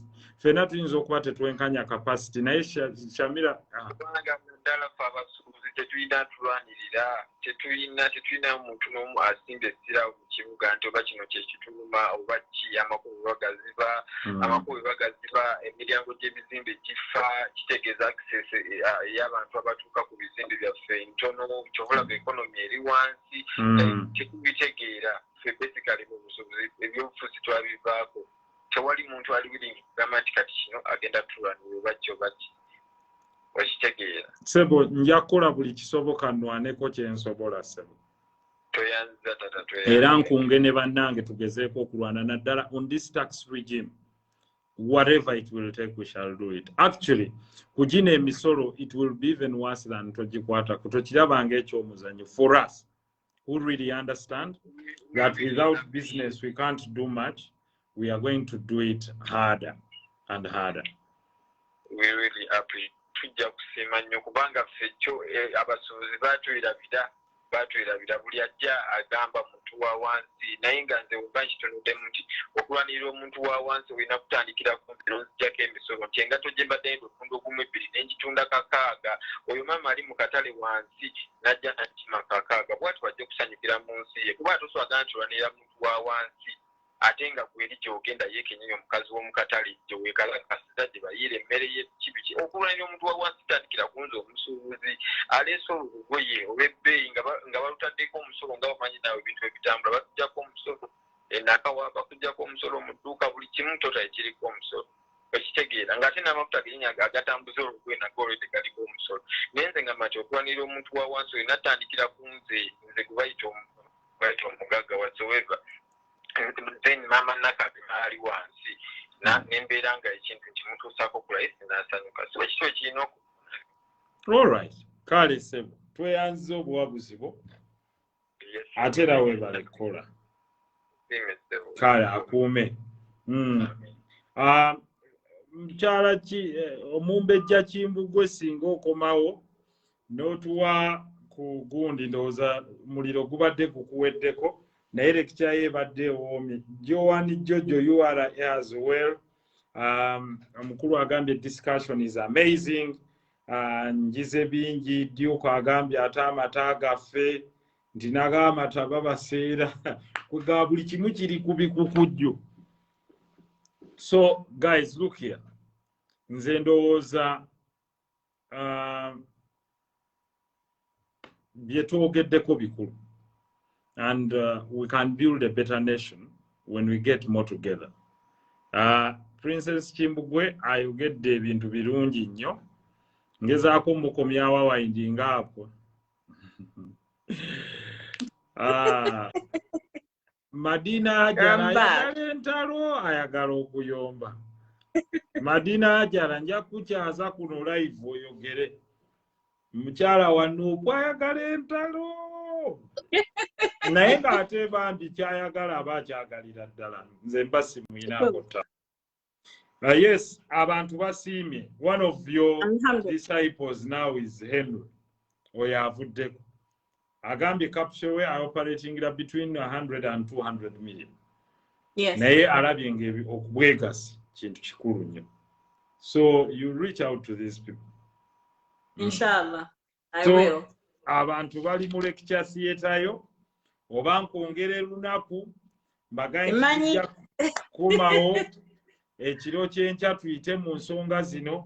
But of course our society, Saturday night, what do people use it for? Absolutely. We can take off Saturday night netugamba, you know what? We'll be coming here to chat out business. We'll be coming here to say this and this. Nemikwano tujikola naye gy'omugaso. Jale bulevu nze siri wale bulevu. Nze ndi muntu wa quality. Naye genda maaso owunzike. Abantu bano bakuyizeeko bingi and they love you. Due to public demand tukomezaawo. Neyanziza naye njagala kuwunzika inshallah. Because one obudde bugenze and it was not a planned session. Usually we made in technology I want to interest you for a partnership and I want to propose it here. Oh, you're welcome. You're welcome. Yes. I'm interested in technology and I know there are quite a number of people in the technological world. We shall share what we have. We shall invite more people to join Capital. For the purpose of improving technology. We must be a technological hub in Africa. When you look at what Rwanda is doing, Rwanda is moving very fast because government here and it's marketing itself globally. Then the way Tanzania is marketing its tourism, goodness me. Buli bantu benabadde meeting mu US, ngomuntu bw'omugamba safari agamba Tanzania. Yeah. Neno ga Tanzania ina Serengeti naki. Inao game park ezili awo siza amanyi nyo, but ye marketing ze bulungi ne marketing ane Zanzibar. So I think Ugandans have to wake up and understand that the way we market our country is also important. Naigenda maso. Posing mponzika nga sinaba kuwonzeka bwogera ku technology. Do them to technology about 12 years. I think I'm making 13 years now. Naye kintu kyensinza okulaba. People look at technology as an animal. Oba kye bayita elephant in the room, oba monster, oba ekintu ekinene nnyo. Technology is nga bonoga nti mmotoka, it is a vehicle. Bw'obeera ng'olina ekintu mu bulamu oba ekya bulijjo, your daily routines or your daily problems or your daily challenges, technology ekuyambako buyambi kukola solution. Naye ekyawula Uganda, Rwanda, US, Nigeria, Kenya, batunuulira how do we make money, kye bayita commercializing technology. Ffe kye tutassayako nnyo ssira. Ate nga technology sente ezirimu kye bayita wild money. Omwana akola ka app katono bw'otunuulira Instagram today, it's just uploading pictures, but it's worth billions in dollars. Bw'otunuulira Twitter is communication, it's basically an upgraded SMS, but it's worth billions. So abantu balekera okutunuulira technology as that monster, oh I can't do it. If you can't do it, find someone who can do it and partner. That was a side note on technology. Nga mpunzika ku nsonga ya partnership. Bw'oba onoonya ba partner bo, waliwo ebintu by'olina okusooka okwebuuza. Ebiruubirirwa bye bye byange. Kyemmanyi kyamanyi. Taata wange yinange ekintu kye yagambanga, if the two of you agree on the same thing, one of you is unnecessary. Wanji? If the two of you agree ku kintu kimu, one of you is unnecessary. buli we mubeera nga mukkaanya ku buli kintu omutalina mugaso. Omu ku mmwe talina mugaso. So bw'oba onoonya partnership, gwe oyina legal mind. Nze nyina technology mind. Nkulaba. Wano waliwo farmer. Wano waliwo omubazi. Okay? Kyemmanyi kyamanyi, what are they going to bring to the table? Bw'onootunuulira ssente zokka, mujja kugwa ekigo kubanga mwena mugenda kwetunuulira ng'embaata, what they call lame ducks. So olina okwebuuza kiki kyamanyi kye simanyi. Anyongerako ki? Linda kawo katono mpa peni endala. Eneeweddemu. Wanze mba mpandiika. Peni z'abagagga zigwamu mangu. Musomesa erabika ewandiisi biseera bingi. Si leero lwokka. Musomesa olina ky'ogambye. Ogambye Bwana Kibirige n'abalala mu mpuliriza. Musomesa atugambye ekigambo ekiri very important. Atugambye weewale kuba na ntebe ennungi njeru bulungi. Alhamdulillah. Otugambye ekigambo ekigambye nti buli bwe mugatta synergies ogatta amaanyi ewamu. Yes. Bwe mulaba nga mwenna mugafaananya omu muwummuze. Kifu.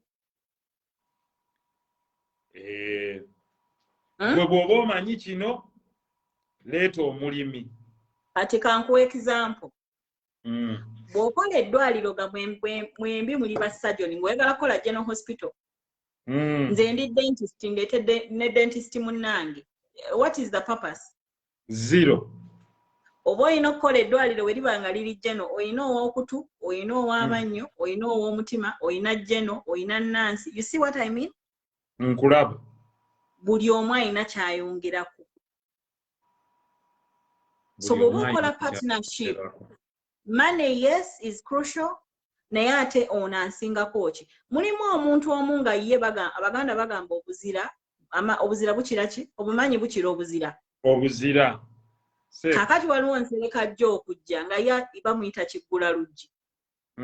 Ng'agenda basombera ddiiru zonna azireete.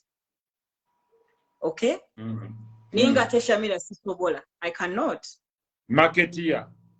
Exactly. So mwenna bwe muba nga muli kintu kyekimu, there are very high chances nti a partnership eyinza okukolapsinga.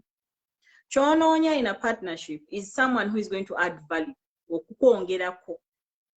So tunuulira ssente, tunuulira kyakusingako oba value gy'akola ki? Gy'aleeta. Third, tunuulira network ye. Network kintu kikulu nnyo. Bwe ngamba network, sitegeeza MTN. Wulira mu mbejja. Ky'ogamba wano mu Uganda, omuntu waakiri afundako buli omu ne bamugenda ne bamuseera poloti. Zaani bo okwegatta ne bagula yiika 5. Buli omu n'afunako yiika emu nga tebabasedde. Weebale nnyo. Wangi? Bw'ogenda olwaleero. Ogenda olwaleero n'ogamba nti njagala yiika 2. Let's say. N'akugamba buli yiika njigula million, nkutunza million 5 oba 7. Okay? Bw'omugamba nti njagala zaawamu mmeka? 2. Naye nkuwera ku million mmeka? 4. Akuwa. That's what they call solid, big solid. Kati bw'ogenda obwomu, apimamu, ogenda kunkutuza, ate ekyapa, ate biki, you're so much trouble. So he will say, no, oba tompa 7, halas, gain. So bargaining power, ebeekoze eki, ebeeguze. Ebeekendedde. But what I was talking about, the third element, nti network. Wenjogera ku network, fenna tumanyi abantu, tusobola okuba tulina be tumanyi nga baawamu, but most likely gw'omanyi si gwe mmanyi. Osobola okumanya aba revenue, naye ate nze nga mmanyi ab'omu katale. Osobola okumanya abatunda ensigo. Okay? Oli asobola okumanya ababajja, oli asobola okumanya aba transport. So someone's network is very important. Now, we live in a country which is highly political. When ngamba country is highly political, we're not tuli politically charged. Embozi 90% today, oba oli mu saluni, oba oli mu taxi, oba oli ku mulimu, it is politics at every level. Okay? Today, network means you must have a godfather in your business. Political godfather. Exactly. A political godfather is that person again okubalwanirira oba kuba representing on a political front. Teri government katika kanchibabuliro olwaleero teri government egenda ku supporting a business partnerships, circles, conglomerates nga ziri hostile. Tekisoboka. But once you have a political godfather who represents you fairly, okay, and accurately, there are very high chances nti omuntu oyo asobola okugenda n'aba negotiatingira some considerations ne government ne mufuna kye bayita ekkubo oba omwaganya okukola. Now, you can't be making business obanga mwagala government ebayambe naye nga mwe bamu abayimirira ne mukuba government. There has to strike a balance. Professor Nzija wano lindako katono. Kakati gwe kyogamba nti munsi atawagire government taasuubule. Don't quote me wrong. I'm not saying kuwagira. Waliwo awabula waliwo avuma. No go or plain advice. There are two different things. Waliwo awabula government waliwo avuma. Nsereko jja wano n'oyogera ku musolo owabula. Naye for sure ninga government wekigamba nti what you're doing is wrong. Naye tovodde, okay? Tovodde. Tovumye ninga ate ensonga y'okoze eki ogikyusizza. Mulimu omuntu omu ng'agenda kukozesa olulimi nga lufu. Ethics is very important, morals are very important. Oyina ky'osaba omuntu kiringanga kwana muwala tosobola genda wamuwala notandika mukuma oyina embaliga oyina enkyakya engalo mbi ennyindo nnene akuwulirize. Kale ne woona omugamba nti munene omugamba naye weeriire emmere Hajat weeriire emmere ya alhamdulillah. But you're telling her you're fat. In business, there's a reason why you're going to find nti abasajja abalemezawo businesses abwe wava mulwane yafa. Yes, he would dissent with government, but he was not a hardliner.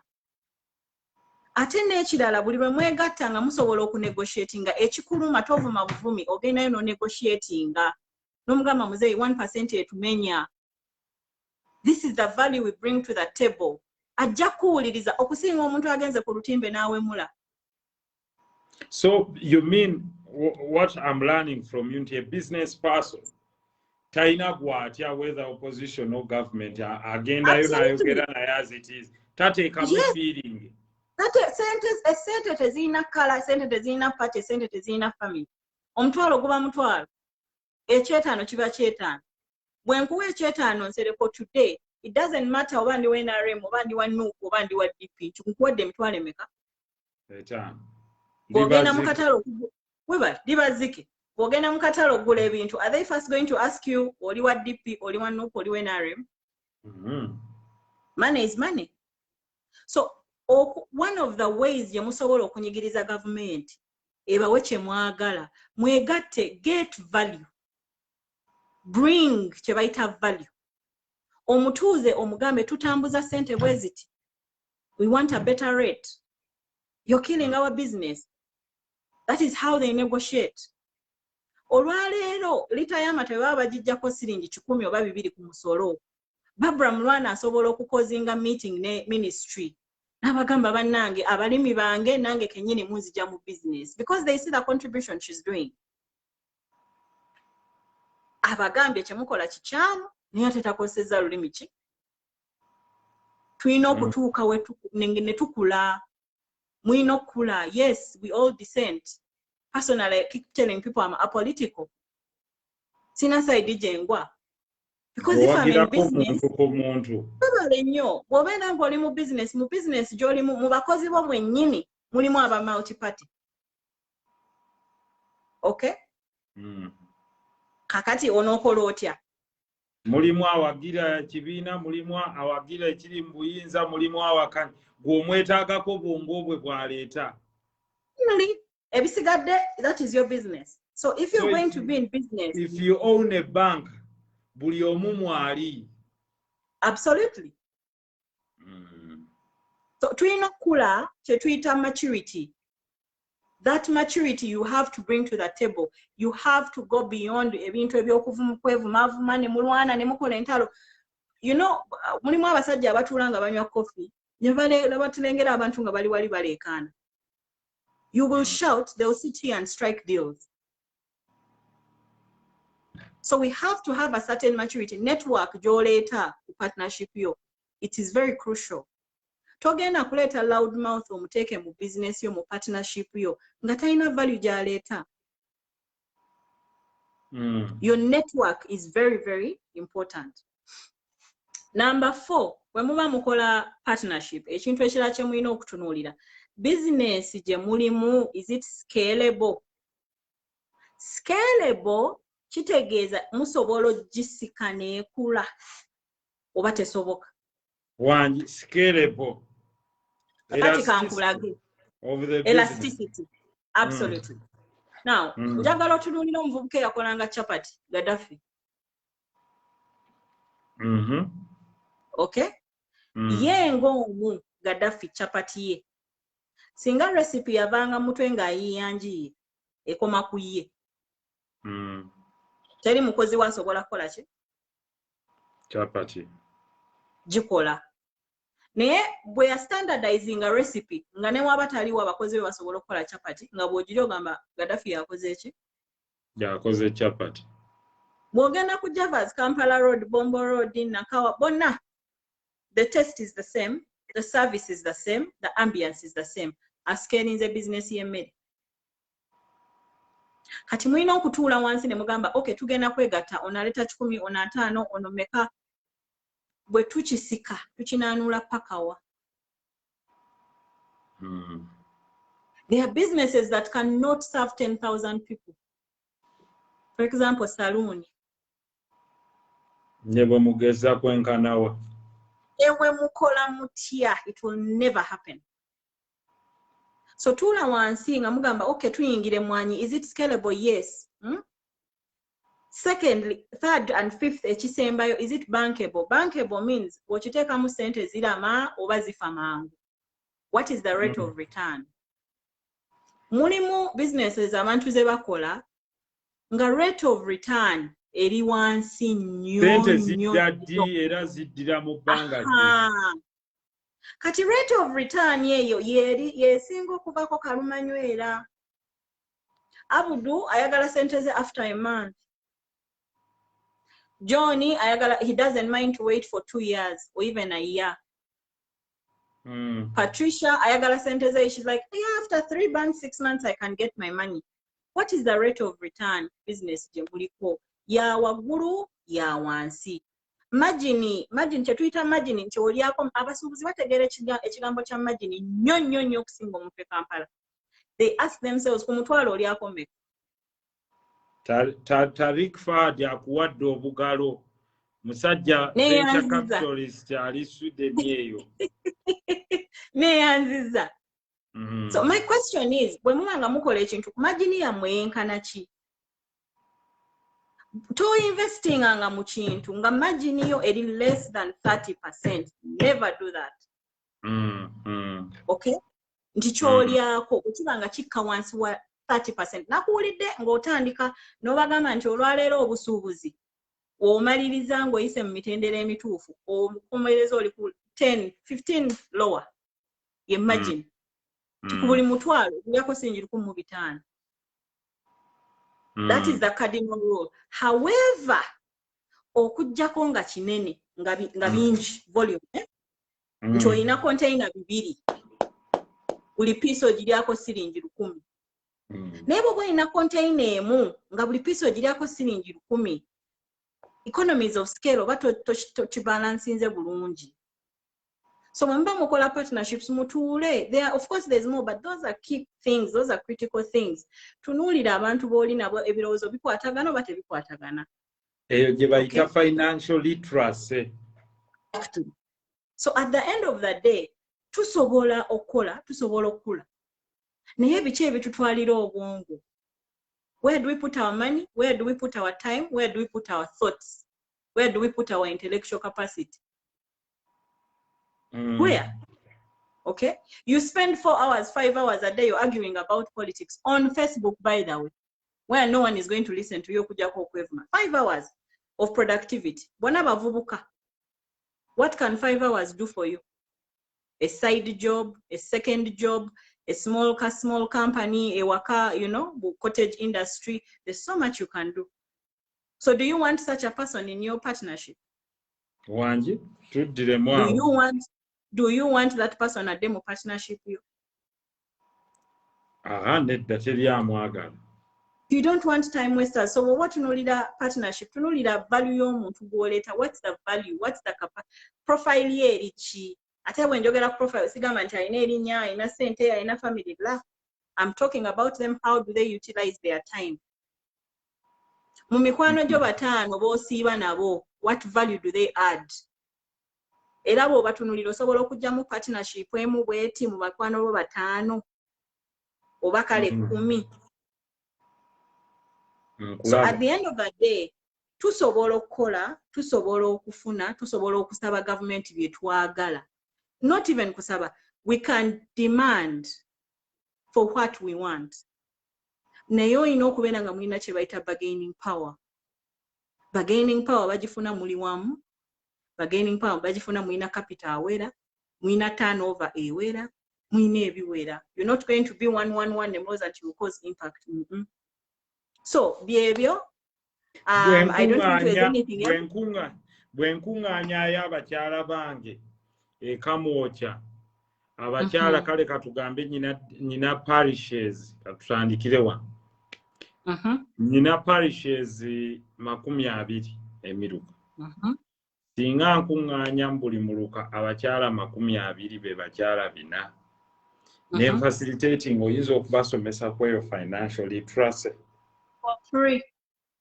for free neyanziza nnyo neyanzege kubanga kakati fe tulina omukisa nti tulina literacy wano okubeera wa naye waliyo bannaffe abatalina capacity kubeera wa. So ekyo kinyambyeko nnyo. I'll reach out to you. One for that technological good. Yeah. To share in technology. Bwekubaako kuno ayina trade ey'ebintu okutwala vegetables and others, please tell me. There's a purchase order which I really can't handle. Sina na good. I'll take it.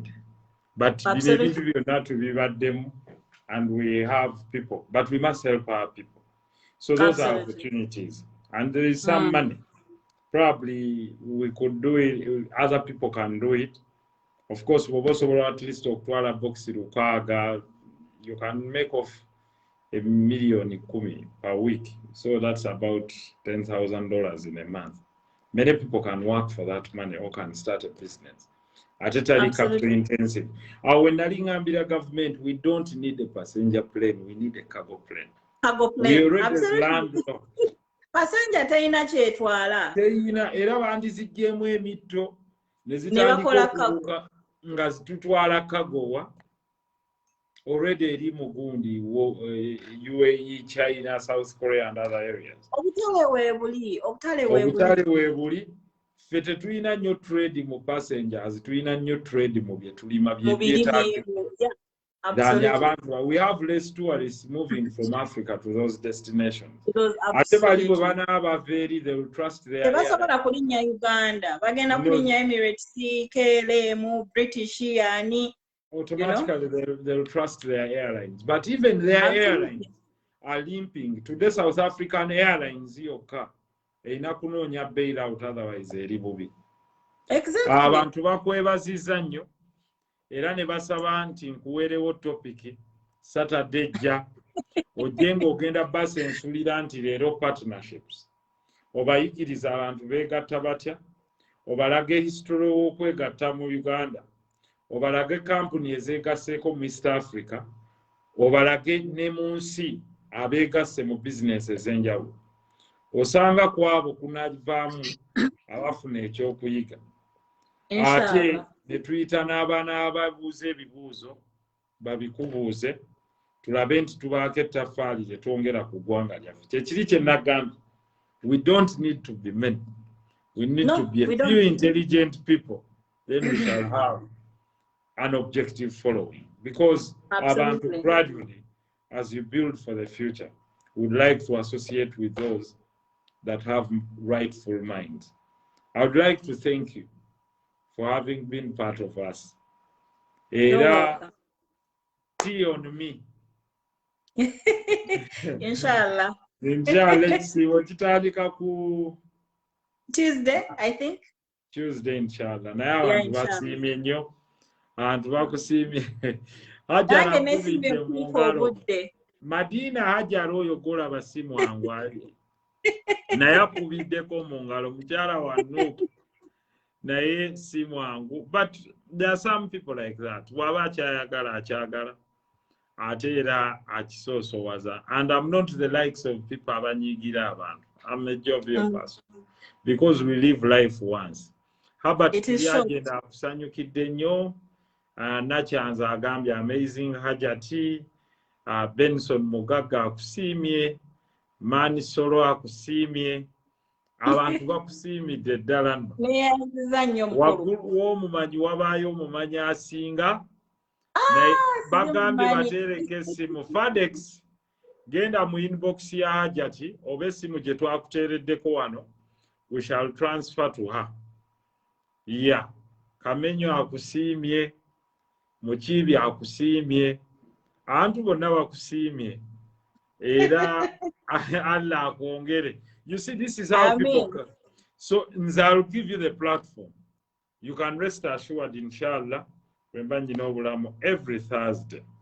I mean every Saturday. Saturday. I'm a very private person. Saturday evening, from about 10 o'clock, we shall prepare the people. Baberenga baberako. My role is to do the politics and policies. Your role is to teach about business. Bantu bangi abali mu environment, bangi abalina speciality mu bintu ebyenjawulo. Yeah. So every Saturday evening we shall be together and catching up. I don't think I can do every Saturday. Wajja kubangawo n'omulala. But whenever you are available, we shall invite you. Inshallah. To you know, add up some dots. Abantu bakwagadde nnyo. Alhamdulillah. Kyebalizeeko Mukama Shafiq se mashallah. Bannange. Nange nkwebalizaako. Assalamu alaikum wa rahmatullahi wa barakatuh. Wa alaikum salam wa rahmatullahi wa barakatuh. Mubarak. Yeah. Hayr Mubarak Mukwan. Assalamu alaikum. Alaikum salam. Yeah. Mwebale nnyo mwebalire ddala. By intellectuals, guarantee intellectuals abaliko. Ekintu mukitambuza bulungi n'amasimu tugafunye ndowooza abantu Hajati bamwebaziza akoze omulimu mulungi mukyala w'amaanyi ddala bwe kiri Sulaiman Segawa weebale nnyo weebalire ddala mwenna abakoze contributions ez'enjawulo tujja kugenda mu maaso Madina agayembu muwe login details naye Madina gwani weekweka mu mpuku ensi eyagala emanye gwani. Hajati, you're smart, she is indeed.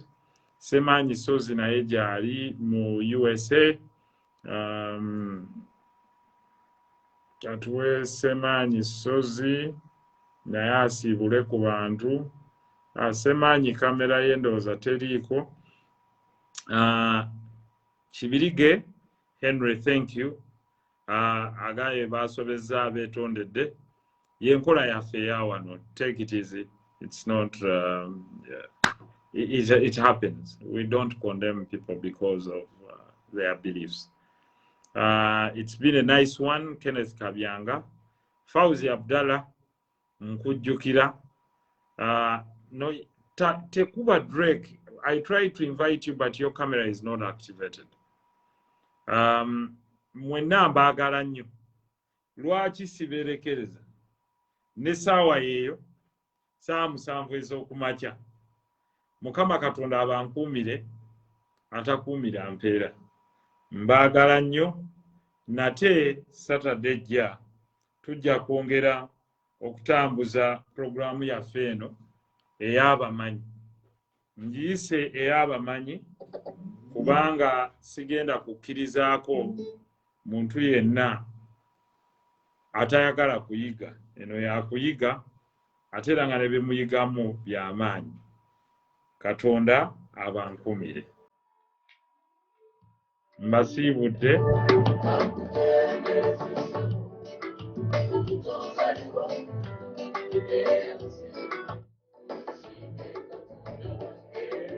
Mwebale kubeera bawuliriza abalungi. Cyrus, I have left you with that number. The number I've left you with, you can always pass on messages. I can get them.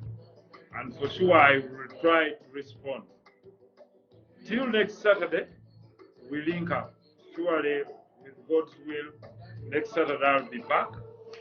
Twogere ku nsonga zino ne topic njagiba wanga mu advance tugyogereko. I really like all of you and I respect you. God bless you.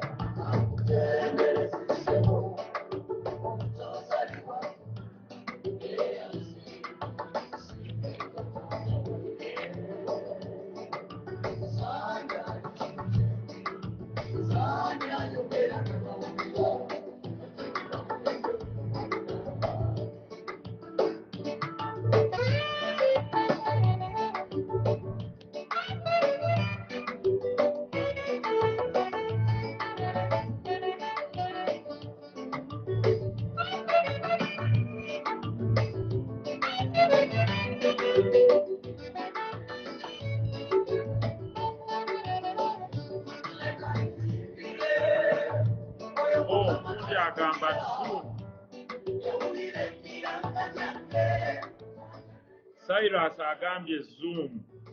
The number is there. The number is 0702 873738.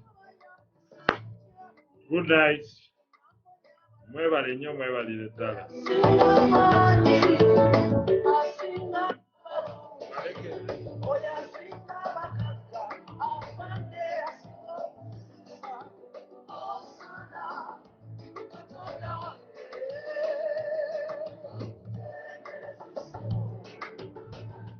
Wali agambye what time Saturday? Saturday next time. Ngenda kujja at exactly between 9:30 and 10. I'll be letting you know the time. Thank you very much.